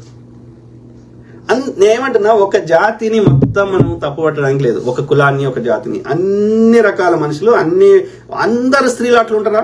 ఉండరు. కానీ థింగ్స్ ఆర్ హ్యాపెనింగ్ అట్లా. సో కాబట్టి ఎక్సెప్షన్స్ ప్రతి దగ్గర ఉంటారు. We cannot generalize. ఏమంటారు రాఘవేంద్ర, ఎట్లా చట్టాలు సరిగ్గా ఎన్ని ఉన్నా బ్రదర్, ఇప్పుడు చట్టాల గురించి మాట్లాడితే ఎన్ని చట్టాలు ఉన్నాయి. ఇప్పుడు అమెరికాలో ఎన్ని చట్టాలు ఉన్నాయి, ఎంత స్ట్రిక్ట్ ఇంప్లిమెంట్ చేస్తున్నారు, అయినా ఎందుకు జరుగుతున్నాయి కొత్త నేరాలు? అంటే చట్టం ఉన్నప్పటికీ మనిషి అనేటోడు ఎమోషనల్ ఫుల్ కాబట్టి వాడు ఆ ఎమోషన్స్ మీదనే అప్పుడు ఆ మూమెంట్ లో ఏమనిపిస్తే అదే చేసే అవకాశం. మెన్ కూడా, women are more extreme emotions, but men కూడా ఇప్పుడు ఇద్దరు ఏదో విషయంలో ఆర్గ్యుమెంట్ వచ్చింది మగోడికి, వాడు ఏం చేస్తున్నారు, వాడికి ఇప్పుడు ఇక్కడైతే ఈ తెల్లోళ్ళని కాదు, ఈ దేశంలో నేను అబ్జర్వ్ చేసింది ఏంటంటే, ఎందుకు అన్ని గన్ షూట్లు అవుతున్నాయి, మన దగ్గర కూడా మొన్న పంజాబ్లో ఎందుకు అవుతున్నాయి అంటే ఆ కాన్ఫ్లిక్ట్ ని మెల్లగా సాల్వ్ చేసుకుందాం, ఓపికగా సాల్వ్ చేసుకుందాం, లేకపోతే దానికి ఒక లీగల్ గా చేద్దాము, లేకపోతే పోలీసు వాడుకుందాము, కోర్టుని వాడుకుందాము అనేది ఆలోచించుకోవచ్చు కదా, ఆ సమస్య పరిష్కారం చూపెట్టుకోవచ్చు కదా. లేదు, it has to be my way.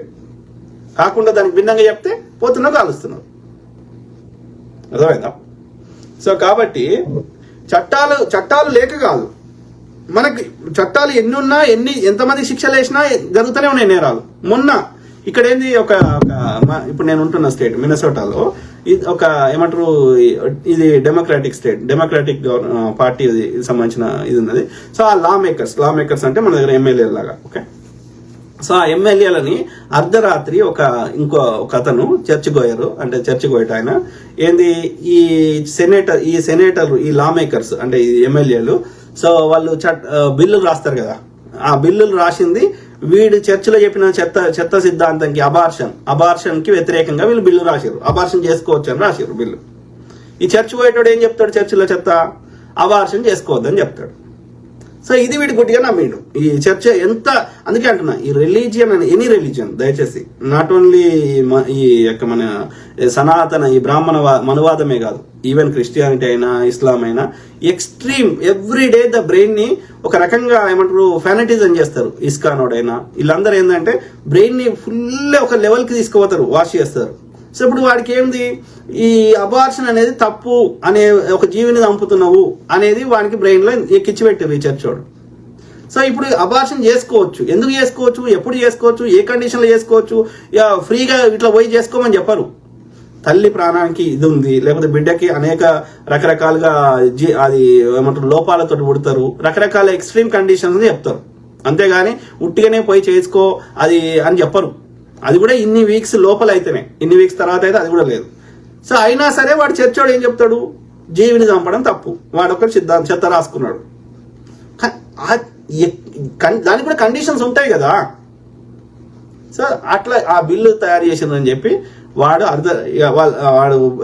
పోయి అర్ధరాత్రి పోయి వాళ్ళ డోర్ కొట్టి వాళ్ళు తీయకపోతే ఏది పోలీసు వాళ్ళకి కేసం వేసుకొని పోయి వాళ్ళు తీయకపోతే డోర్లకి వెళ్ళి కాల్చిండు.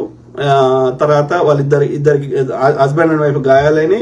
సో వాళ్ళు హాస్పిటల్లో పోతే బతికిరు ఒక కపుల్, అక్కడి నుంచి మళ్ళీ పారిపోయి ఇంకో కపుల్ ఇంకో దగ్గరికి పోయిండు, అక్కడ కాలిస్తే వాళ్ళు చచ్చిపోయిండ్రు. అట్లా ఒక ముగ్గురు ఇంట్లకి పోయిండ్రు husband and wife law makers అదే ఎమ్మెల్యేల దగ్గరికి.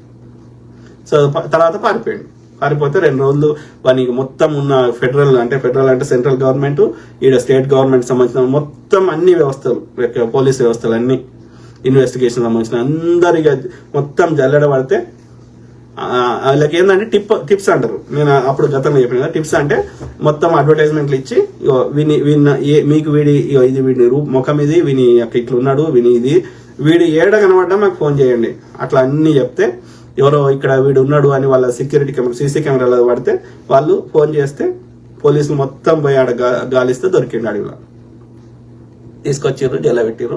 సో ఇక అది విచారణ జరుగుతుంది, జరిగినప్పుడు వాడిని శిక్షలు పడుతుంది. ఓకే, అంటే బ్రెయిన్ ని ఎట్లా వాష్ చేస్తారనేది గమనించాలి. నేను ఏం చెప్తున్నా అంటే, చట్టాలు ఎన్నున్నా సరే ముందస్తుగా వాడి ఎమోషన్స్ అట్లా ఉండి వాడు అట్లా చేస్తాడని ముందుగా ఎట్లా తెలుస్తుంది? ప్రతి ఇంట్లో పోలీసు అని పెట్టలేం కదా. కాబట్టి మనకు ఎన్ని చట్టాలున్నా మనిషి ఎమోషనల్ గా పోతాడు, ఆ ఎమోషన్ లో వానికి ఏమనిపిస్తే అది చేస్తాడు. కాబట్టి so the only way to మనం శిక్షలు వేస్తూ పాటు the only way to prevent is ఈ రాంగ్ చెత్త నింపుతారు కదా, దానికి రాంగ్ చెత్తకి మనం సరైన చెత్త నింపాలి. అంటే ఈ కౌన్సిలర్ చేసేది అదే కదా. అదేవిధంగా చిన్నప్పటి నుంచి ఎట్లా పెంచినాము అనేది మనం ముఖ్యం. ఎందుకంటే ఎందుకు ఇన్ని నేరాలు కాలేదు, ఇప్పుడు ఎందుకు అవుతున్నాయి అంటే పెంపకంలో అప్పుడు మంచిగా ఉంది, మనిషికి విలువలతో బతకడం నేర్పారు అంతకుముందు, ఇప్పుడు నేర్పుతలేరని అర్థం. సింపుల్. కాబట్టి చిన్నప్పటి నుంచి ఎట్లా పెరుగుతున్నాం, ఏం చేస్తున్నాం అనేది వెరీ వెరీ ఇంపార్టెంట్. క్రమశిక్షణ, డిసిప్లిన్. రాజేష్ మామిడిపల్లి ఏమంటారు, భార్యాభర్తలు అన్న తర్వాత గొడవలు అవుతాయి, దాన్ని ఎంత తొందరగా మర్చిపోయి మాట్లాడుకుని వివరించుకున్నారో. అదే బ్రదర్, గొడవలు అవుతున్నాయి అంటే గొడవలు అంటే ఇప్పుడు రెండు రకాలు. ఇలా చర్చ చేయడం వేరు, గొడవలు వేరు. గొడవ ఎప్పుడు వస్తుంది, నేను చెప్పిందే నడవాలన్నప్పుడు వస్తుంది. మీరు ఆలోచించండి, ఆర్గ్యుమెంట్ ఎప్పుడైతుంది, నేను చెప్పిందే కరెక్ట్, నువ్వు నేను చెప్పింది ఒప్పుకో అన్నప్పుడు సమస్య వస్తుంది. లేదు నా అభిప్రాయం ఇది, నీ అభిప్రాయం ఇది అంటే ఏం సమస్య రాదు. Okay, we can agree to disagree on certain things, సమస్య రాదు.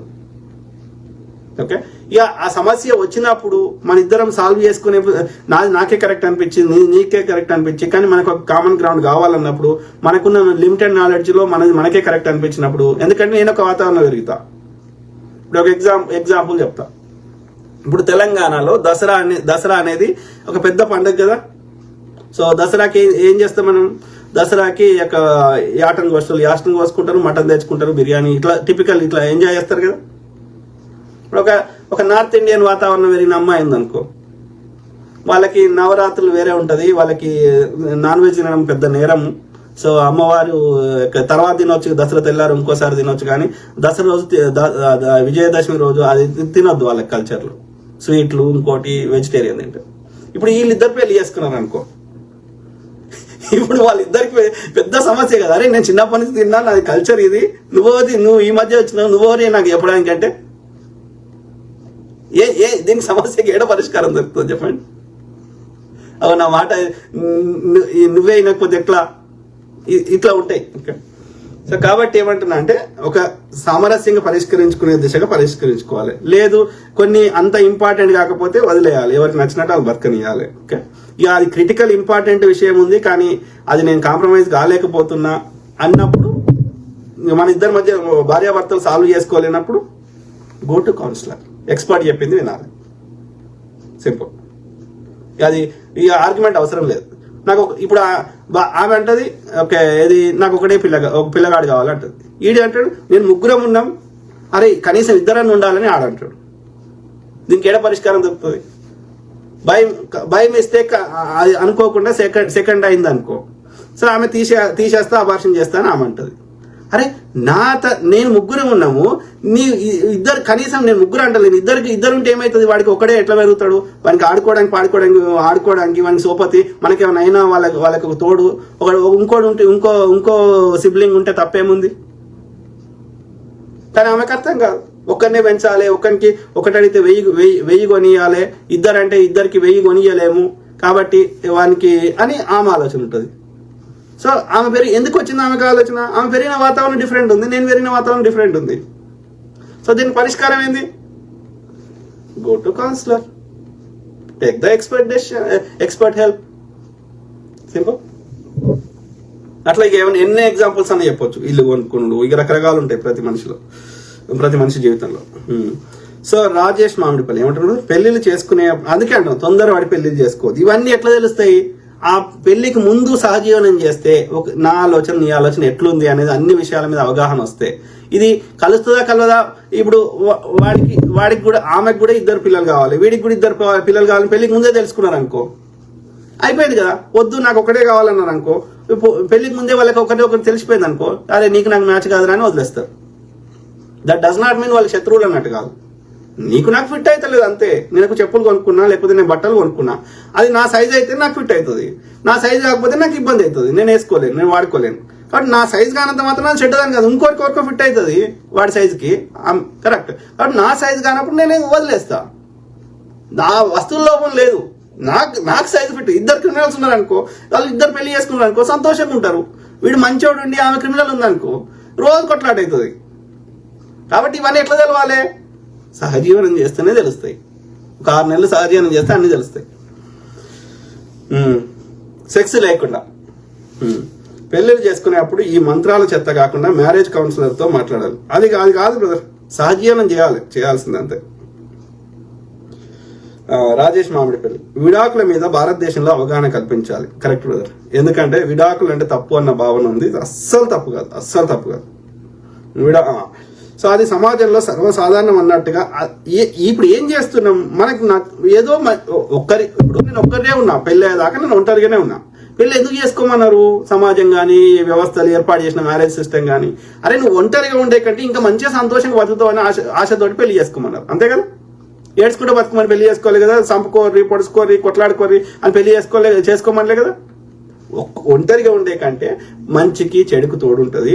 జీవితంలో అన్ని సుఖాలు ఉండాలి, ఒక నెక్స్ట్ జనరేషన్ ఉండాలి. కాబట్టి ఒక సిస్టమేటిక్ లైఫ్, ఇంకా సంతోషంగా ఒక పరిపూర్ణమైన లైఫ్ కోసం అని పెళ్లి చేసుకున్నాం.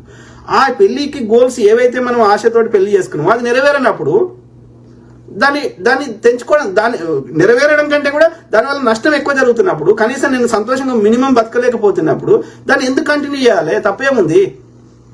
నేను ఇన్నేళ్ళు ఒంటరిగా బతికినా కదా, రైట్? ఎవడు చెప్పిండు? ఇన్నేళ్ళు ఒంటరిగా బతికినప్పుడు నేను డివోర్స్ తీసుకొని బతికినట్టే. పుట్టినప్పటి నుంచి 30 ఏళ్ళు ఒంటరిగా డివోర్స్ తీసుకొని బతికినప్పుడు ఈ మధ్యలో ప్రయత్నం చేసిన రెస్ట్ హౌస్ లైఫ్ బతుకుదామని అది వర్కౌట్ కానప్పుడు మళ్ళీ 30 ఏళ్ళు ఎట్లా బతికినా అట్లా బతికితే తప్పేముంది? దానికి ఏ పేరు పెడితేంది? I don't understand. మన వాళ్ళు ఏమంటారు, రూమ్మేట్ లెక్క 24 గంటలు rest of the life roommate లెక్క ఒకటే ఇంట్లో ఉండు, నీకు నచ్చింది నువ్వు చేసుకో, బయట ఆమె నచ్చింది ఆమె చేసుకుంటుంది, కానీ ఒక రూమ్మేట్ లాగా ఉండు అంటారు. ఎందుకు ఉండాలి? No, I do not agree with that. రోజు కొట్లాడుకుంటేనా కలిసి ఉండాలంట. కొట్లాడుకుంటే ఎట్లా కలిసి ఉంటారా? కొట్లాట ఎందుకు వస్తుంది? ఇప్పుడు నా కొడుకు, నేను చెప్పిన నా కొడుకు ఎగ్జాంపుల్ చెప్పిన, నా కొడుకు 1000 తప్పులు చేసినా నన్ను తిట్టినా సరే నేను వాడిని సరిదిద్దుకుంటా, వాడిని తప్పులను యాక్సెప్ట్ చేస్తా, కానీ వానితో యుద్ధం నేను చేస్తానా? నా కొడుకు కాదని ఎల్లగొడతానా? మన వానితో మొత్తం రిలేషన్షిప్ కట్ చేసుకుంటానా? చేసుకుంటారా ఏ తల్లిదండ్రులు? మరి అక్కడ డిఫరెంట్ గా వర్క్ అయినప్పుడు ఇక్కడ ఎందుకు వర్క్ అవుతలేదు? మళ్ళా ఇక్కడ ఎందుకు గొడవలు అవుతున్నాయి ప్రతిసారి? అంటే ఇక్కడ ఏమైతుంది? ఇది వేరే రక్తం, నీ రక్తం కాదు. నువ్వు అబ్జర్వ్ చేయండి, నీ రక్తం అయితే అది నీ తల్లిదండ్రులైనా నీ పిల్లలైనా, నువ్వు వాళ్ళ 1000 తప్పులు చేసినా నువ్వు యాక్సెప్ట్ చేస్తున్నావు. నీ సిబ్లింగ్స్ అయినా ఆర్ వైస్ వర్స, ఆడైనా మగైనా, నీ రక్తం కాకపోతే నువ్వు తేడా పెడుతున్నావు. వాళ్ళ తప్పులను నువ్వు యాక్సెప్ట్ చేస్తున్నావు, వాళ్ళ మంచిని యాక్సెప్ట్ చేస్తున్నావు, నీకు లాభమైనది యాక్సెప్ట్ చేస్తున్నావు. వాళ్ళకు న్యాచురల్గా ఉన్నాయి, నీకు తప్పు అనిపిస్తున్నాయి. వాళ్ళు న్యాచురల్గా ఉన్నా నీకు తప్పు అనిపిస్తున్నాయి. ఎందుకంటే వాళ్ళ రక్తంని నీ రక్తం లెక్క ట్రీట్ చేస్తలేవు, నువ్వు యాక్సెప్ట్ చేయలేకపోతున్నావు. అక్కడ వస్తుంది సమస్య. తన తల్లి సైడు, తన సిబ్లింగ్ సైడు 1000 తప్పులు చేసినా ఆమెకి ఏమి అసలు తప్పుగానే అనిపించదు. మళ్ళీ వాటి తప్పులను కూడా కవరప్ చేస్తుంది, ఏం కాదు అది ఉంటుందే అంటది. అదే అత్తగారి సైడు, ఆమె అక్క చెల్లెళ్ళ సైడు వాళ్ళు తుమ్మినా తగ్గినా, ఓ మీ అక్క ఇట్లా, మీ చెల్లి ఇట్లా, మీ అమ్మ అట్లా అన్నది, ఓ ఉన్నాయి అన్ని ఎక్కించి చెప్తుంది. ఎందుకు? ఎందుకంటే you are not accepting his family as yours family. ఎందుకంటే నీ రక్తం కాదు. నీ పిల్లలు 1000 తప్పులు చేసినా నువ్వు యాక్సెప్ట్ చేస్తున్నావు. అర్థమైందా? వాళ్ళ డైపర్ ఎత్తడానికి కూడా నీకు 1% నీకు గలీజ్ అనిపిస్తలేదు. అదే జంతువు ఆడ పోయినా, కుక్క పోయినా నీకు చిచ్చి అంటావు. మరి నీ పిల్లలు చేస్తే నీకు 1% ఫీలింగ్ రాదు.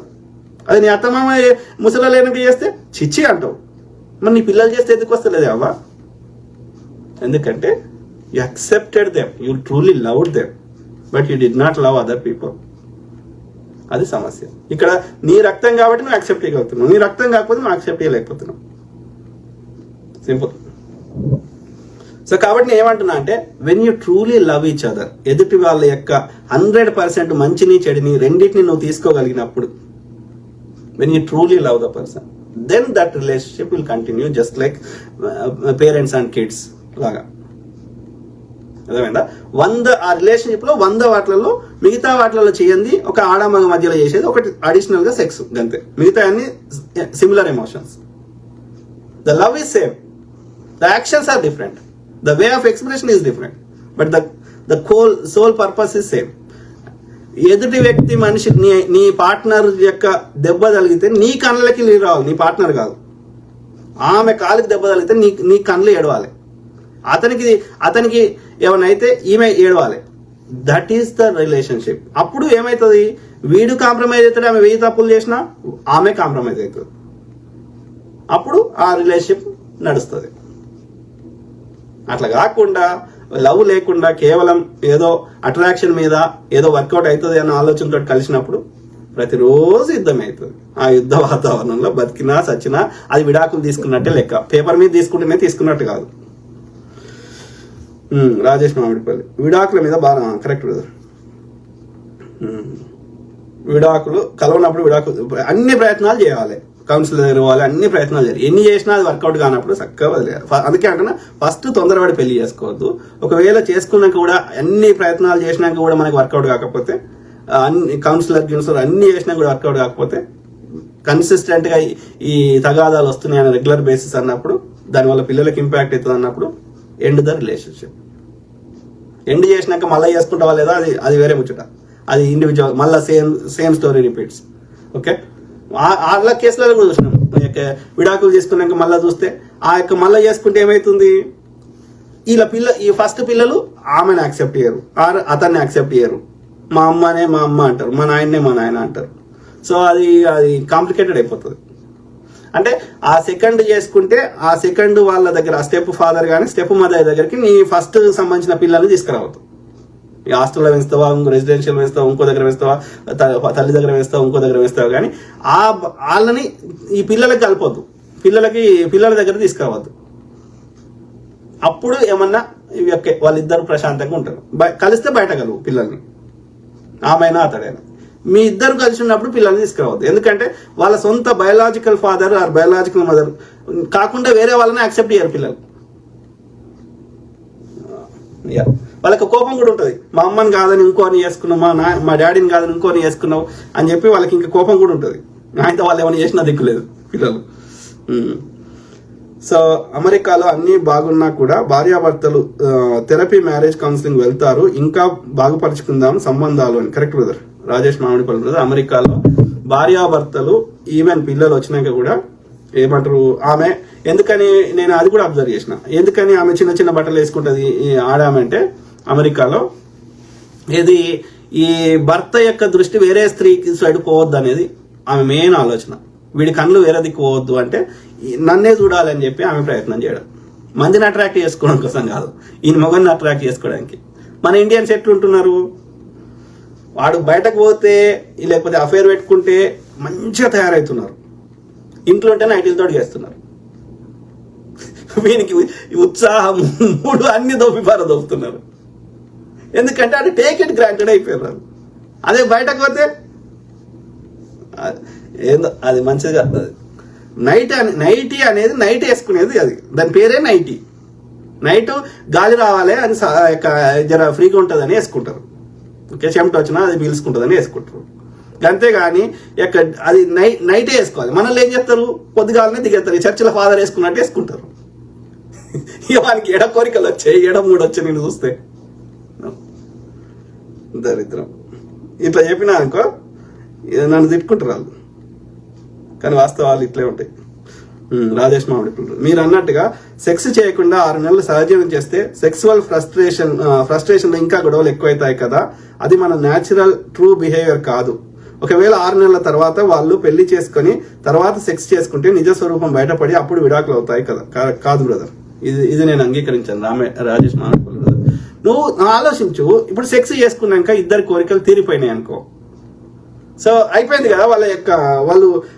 వాళ్ళు సెక్స్ కోసమే, అది ఇన్ఫాచ్యుయేషన్ నే లవ్ అనుకున్నారేమో కదా, అట్రాక్షన్ నే లవ్ అనుకున్నారేమో కదా. ఇప్పుడు ఎన్ని కేసులు చూస్తలేం, వాడు పెళ్ళైనాక పట్టించుకుంటలేడు, ఒక బిడ్డ పుట్టగానే తర్వాత అది మారిపోయింది, లేకపోతే వాడు నన్ను పెళ్లి చేసుకుంటానే ఈ నన్ను వాడుకొని వదిలేసిండు, ఎన్ని చూస్తలేం.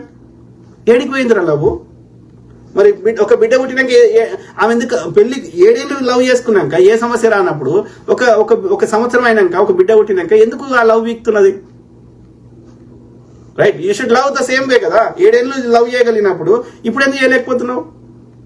అంటే 7 ఏళ్లలో నువ్వు చేయలేదు ఆ కార్యక్రమం. రైట్, ఈ కార్యక్రమం అయిపోగానే నీకు వ్యామోహం ఇంతేనా అన్న వచ్చేసింది. అంతకుముందేమో అలా ఎంతుందో అనుకున్నావు, అనుభవించినాక గింతేనా అనిపించింది. ఇంతకంటే ఎక్కువ ఉంటుందేమో అని బయట తిరుగుతున్నావు. సో కాబట్టి నేను ఏమంటున్నా, ఇప్పుడు 6 నెలలు చేయలేదనుకో ఏమవుతుంది? 6 నెలలు ఆపుకోగలిగితే అది కూడా టెస్టే కదా. నువ్వు సెక్స్ కోసం వచ్చినావా, నిజంగా నా మీద ఎమోషనల్ కనెక్షన్ తోటి మనం మంచిగా ఇద్దరం ఉండగలుగుతామని వచ్చినట్ట, అది కూడా తెలుస్తుంది కదా. ఆలోచించు. నువ్వేమంటున్నావు? సెక్స్ చేయకుండా 6 నెలలు సహజీవనం చేస్తే సెక్సువల్ ఫ్రస్ట్రేషన్లో ఇంకా గొడవలు ఎక్కువైతాయి. ఎందుకైతే వాడు పుట్టినప్పటి నుంచి వాడిని సెక్స్ లేకుండా ఉండగలిగినప్పుడు ఇంకో 6 నెలలు ఉండలేరా? 25 ఏళ్ళలో 30 ఏళ్ళలో ఉండగలిగినప్పుడు ఇంకొక 6 నెలలు అడిషనల్ ఉండలేరా? ఉండలేకపోతున్నట్టే వాళ్ళకి సెక్సే ప్రయారిటీ ఉంది. వాళ్ళ మనసుల కంటే కూడా, ఒకరినొకరు అండర్స్టాండింగ్ కంటే కూడా వాళ్ళకి సెక్సే మోర్ ప్రయారిటీ ఉంది అని అర్థం. అంటే అర్థమైంది, ఆ సెక్స్ తీరినాక వాళ్ళు ఇక మళ్ళీ ఇది ఎప్పుడైనా విడిపోతుంది కావచ్చు. లేదు బ్రదర్, లేదు. మనము కోరికలు ఆపుకోవడం పెద్ద విషయం కాదు. నీకు నిజంగా ఆ వ్యక్తి నచ్చితే నీ మొత్తానికి రెస్ట్ ఆఫ్ ద లైఫ్ చేయొద్దు అంటలేరు కదా. పెళ్ళి అంటే చేసుకో, వాడు ఆపుతున్నాడు. 25 ఏళ్ళు ఆగినప్పుడు ఇంకో 6 నెలలు ఆగడానికి పెద్ద సమస్య కాదు. రాజేష్ మామిడి, నేను ఒక 2 సంవత్సరాలు సహజీవనం చేసిన తర్వాత పెళ్లి చేసుకున్నాను. ఇప్పుడు 2 పిల్లలు, సంతోషంగా ఉన్నాను. Appreciate you brother. రాజేష్ మామిడి, గుడ్ లక్. మంచిగా పిల్లల్ని మంచిగా ఏమంటారు ప్రయోజకులు కావాలని కోరుకుందాం. సో రాజేష్ మామిడిపల్లి బ్రదర్, మీరు మహిళలు ఎమోషన్స్ తో నిర్ణయాలు తీసుకుంటారని చెప్పారు కదా, మరి నిర్ణయాత్మక స్థానాల్లో ఉన్న మహిళలు అన్ని అలాగే నిర్ణయాలు తీసుకుంటున్నారా? అందులో దేశ అధ్యక్షులు కూడా ఉన్నారండి, ఇందిరాగాంధీ గారు కూడా ఉన్నారు. మరి ఆవిడ మహిళనే కదా, ఎమోషన్స్ తో ఆలోచించరా? ఇక్కడ 2 రకాల ఎమోషన్స్ ఉన్నాయి బ్రదర్. ఇక్కడ personal life emotions are different from the professional life. Professional life లో దానికి రూల్స్, రెగ్యులేషన్స్, చట్టాలు ఉంటాయి కాబట్టి ఆ చట్టాలను పాటిస్తూ వాళ్ళు నిర్ణయం తీసుకోవాలి. వాళ్ళు ఇంట్లో ఎట్లా పడితే అట్లా తీసుకోవడానికి ఉండదు. ఒక దేశ ప్రధాని కానీ, ఒక డాక్టర్ కానీ, ఒక ఇంజనీర్ కానీ. ఓకే, నాకు నచ్చినట్టు పైలట్ నడుపుతా అంటే నడవదు. పైలట్ కు నడపాలంటే కొన్ని రూల్స్ ఉంటాయి, అది ఆడైనా మగైనా సేమ్ పాటించాలి. కాబట్టి public life is different. Public life is controlled or regulated by the organisations or the government. ఎందుకంటే దానివల్ల కాన్సిక్వెన్సెస్ నెగిటివ్ అవుతాయి. కాబట్టి ఇప్పుడు ఒక ఫ్యాక్టరీలో పనిచేసే అమ్మ ఆ ఫ్యాక్టరీ నియమ నిబంధనల ప్రకారం పనిచేయకపోతే దానివల్ల నష్టం జరుగుతుంది. కాబట్టి వాళ్ళు డబ్బులు పే చేయరు. సో కాబట్టి వాళ్ళ రూల్స్ పాటించాలి. So those are regulated. ఆడైనా మగైనా వాళ్ళకి ఎలాంటి ఎమోషన్స్ ఉన్నా అక్కడ చూపెట్టకూడదు. కాబట్టి public life is different. I'm talking about ఈ రూల్స్ రెగ్యులేషన్స్ లేని ప్లేస్ లా, అంటే మోస్ట్లీ ప్రైవేట్ లైఫ్ లో. ఎస్, ప్రైవేట్ లైఫ్ లో ఇందిరాగాంధీ కానీ, వాళ్ళ అమ్మ కానీ, వాళ్ళ తాత కానీ డెఫినెట్లీ రేర్గా ఉంటారు, ఎక్సెప్షన్స్ ఉండొచ్చు. కానీ మెజారిటీ ద న్యాచురల్ టెండెన్సీ చెప్తున్నా. That does not mean they don't think at all. Okay, relatively they go more with the emotions compared to men అని చెప్తున్నాం. That does not mean there might be few exceptions. Okay, personal life లో, professional life they have to follow the rules, otherwise there will be consequences. కాబట్టి public life లో different. దాని గురించి మాట్లాడతలేను. ఈడ భార్యాభర్తల సంబంధం గురించి నేను మాట్లాడుతున్నా బేసికల్ గా. ఎంఎస్విఎస్ వాసు అన్న, తెలంగాణలో ఇందిరమ్మ ఇండ్లు మంజూరు చేశారు, వాటిని పట్టాలు అంటున్నారు. అధికారులేమో ఇందిరమ్మ ఇల్లు మంజూరైంది అంటున్నారు. ఒక స్టాంపు, సంతకం లేకుండా జిరాక్స్ పేపర్లు ఇస్తున్నారు. ముందుగా ముగ్గు పోసి పునాది తీసిన తర్వాత 1,00,000, ఆ తర్వాత బేస్మెంట్ కట్టిన తర్వాత మరో 1,00,000 ఇలా విడుదల పద్ధతిలో ఇస్తామంటున్నారు. ఇప్పుడు ఒక చిన్న డౌట్, వాడికి ఇల్లు కట్టుకోలేని దీనస్థితిలో ఉన్నాడు కాబట్టి కట్టుకోలేకపోతున్నాడు కదా. అదే 1,00,000 రూపాయలు ఉంటే వాడు కనీసం గుడిసైనా కట్టుకునేవాడు కదా. అదేదో తెలంగాణలో ఇందిరమ్మ ఇల్లు అదే 5 లక్షలతో దగ్గరుండి అధికారులతో కట్టిస్తే సరిపోతుందిగా అన్నా, జర ఈ విషయం చెప్పు. ఇక్కడ 2 రకాల ఇల్లులు కట్టిస్తున్నారని నేను అనుకుంటున్నా. ఓకే, మనము ఇంకా క్లారిఫికేషన్ ఇచ్చుకుందాం. సో జాగా లేనోళ్ళ పరిస్థితి ఏమో ఇది 100% గవర్నమెంటే కట్టించి ఇస్తుంది. ఓకే, దానికి టైం పడుతుంది. ఎవరికైతే ల్యాండ్ ఉందో వాళ్ళకి 5 లక్షలు ఇస్తారు. కాకపోతే 5 లక్షలు ఒకటేసారి ఇవ్వరు. ఎందుకంటే అది వాళ్ళు దుర్వినియోగం చేసే అవకాశం ఉంటుంది. కాబట్టి ఇది వాళ్ళు ఏ లెవెల్ కు బేస్మెంట్ ఎంత ఫినిష్ అయింది దాన్ని బట్టి వాళ్ళు రీయింబర్స్ చేస్తారు. గవర్నమెంట్ ఎప్పుడు కానీ ముందస్తుగా బ్లాంకెట్ చెక్ ఇవ్వదు. ఓకే, ఇప్పుడు రుణాలు మాఫీ చేస్తారంటే రుణం 2 లక్షలు తీసుకొని రైతులకు ఇయ్యరు. వాళ్ళు ఆల్రెడీ వాళ్ళు సొంత బ్యాంకుల దగ్గర అప్పు తీసుకొని వాళ్ళు వాడుకుంటే ఆ బ్యాంకుకి కడతాం మనం. ఎందుకంటే ఈ దుర్వినియోగం అవుతుంది. అప్పుడు కూడా ఇది భూములు ఇచ్చినప్పుడు అసైన్మెంట్ అనుభవించరా అయ్యా, నీకు పట్టా ఇవ్వలేదు. ఎందుకు ఇవ్వలేదు అంటే వీళ్ళు అమ్ముకుంటారు, వ్యవసాయం కోసం చేసుకొని బతుకమని ఇస్తే అమ్ముకుంటారన్న ఉద్దేశంలో పట్టా ఇవ్వలేదు. కానీ ఒక 5 ఏళ్ల తర్వాత అయినా పట్టా ఇచ్చేది ఉండే అప్పుడు. ఎందుకంటే ఇప్పుడు ఈ కేసీఆర్ దుర్మార్గుడు వచ్చి ఆ యొక్క అనుభవదాడు కాలం తీసేసి మళ్ళీ ఒరిజినల్ ఎవరున్నారో వాళ్ళకి ఇచ్చే ప్రయత్నం చేశారు. అట్లా చాలా ఏది మళ్ళీ దొరలకు అప్పచెప్పిండు ఆ అసైన్మెంట్ ల్యాండ్స్ ని. ఇప్పటికైనా ఒక 10 ఏళ్ళు 5 ఏళ్ళు దాటింది అసైన్మెంట్స్ ల్యాండ్స్ అన్నప్పుడు వాళ్ళకి రిజిస్ట్రేషన్ చేయమని నేను రిక్వెస్ట్ చేస్తున్నాను తెలంగాణ ప్రభుత్వానికి. సో ఆ క్రమంలో ఇక్కడ భూమి లేని వాళ్ళకి కట్టించి ఇస్తారు, దానికి టైం పడుతుంది. ఓకే, దానికి కూడా షెడ్యూల్ ఏ ఊర్లలో ఎన్ని కట్టినామో అని ప్రభుత్వం రిలీజ్ చేస్తుంది. ఓకే, అధికారికంగా. అది కాకుండా సొంత భూమి ఉన్న వాళ్ళకి 5 లక్షలు ఇస్తుంది. కాకపోతే అన్ని ఒకటేసారి అది నువ్వు కట్టుకున్నాక ఇస్తుంది. ఓకే, అది నువ్వు చెప్పింది అది. సో అసలే లేకపోతే ఏం చేయాలంటే దానికి ఏమన్నా బయట లోనా లేకపోతే బ్యాంకుల లోనా కొల్లాటరల్ లోనా ఇంకేం లోన్స్ ఉంటాయో కదా. ఇప్పుడు అది గవర్నమెంట్ ష్యూరిటీ ఇస్తే బ్యాంక్స్ లోన్ ఇస్తారు. సో బ్యాంక్స్ కి మళ్ళీ కట్టుకునే ఏర్పాటు చేయొచ్చు. అట్లా ఆలోచించాలి. అంటే ఇప్పుడు ఎట్లయితే రైతులకు రుణాలు ఎట్లయితే బ్యాంకులు ఇస్తున్నాయో అట్లా వీళ్ళకి గవర్నమెంట్ ష్యూరిటీ ఇస్తే వాళ్ళకి బ్యాంకులు రుణాలు ఇస్తాయి ఇనీషియల్ గా, మళ్ళీ బ్యాంకుకు రీయింబర్స్ చేయొచ్చు. అట్లా ఆలోచించాలి. దాంట్లో ఇంకేమన్నా దాని క్లారిటీ మనం కనుక్కుందాం. ఒకవేళ లేదు అయితే ఆ బ్యాంకుల ద్వారా మాట్లాడి ఆ ష్యూరిటీ ఆ మొదటి ₹1,00,000 గవర్నమెంట్ అట్లా ఇచ్చేటట్టు చేసుకోవచ్చు. ఆ బ్యాంకుల ద్వారా 5 లక్షలు ఇచ్చి బ్యాంక్ కట్టేటట్టు చేసుకోవచ్చు ఇంట్రెస్ట్. అంటే అప్పుడు ఏమవుతుంది అంటే వెనక ముందు ఇచ్చినా ఏం కాదు గవర్నమెంట్, అర్థమైందా? బ్యాంకుకి ఇంట్రెస్ట్ అడిషనల్ ఇంట్రెస్ట్ కడుతుంది అంతే.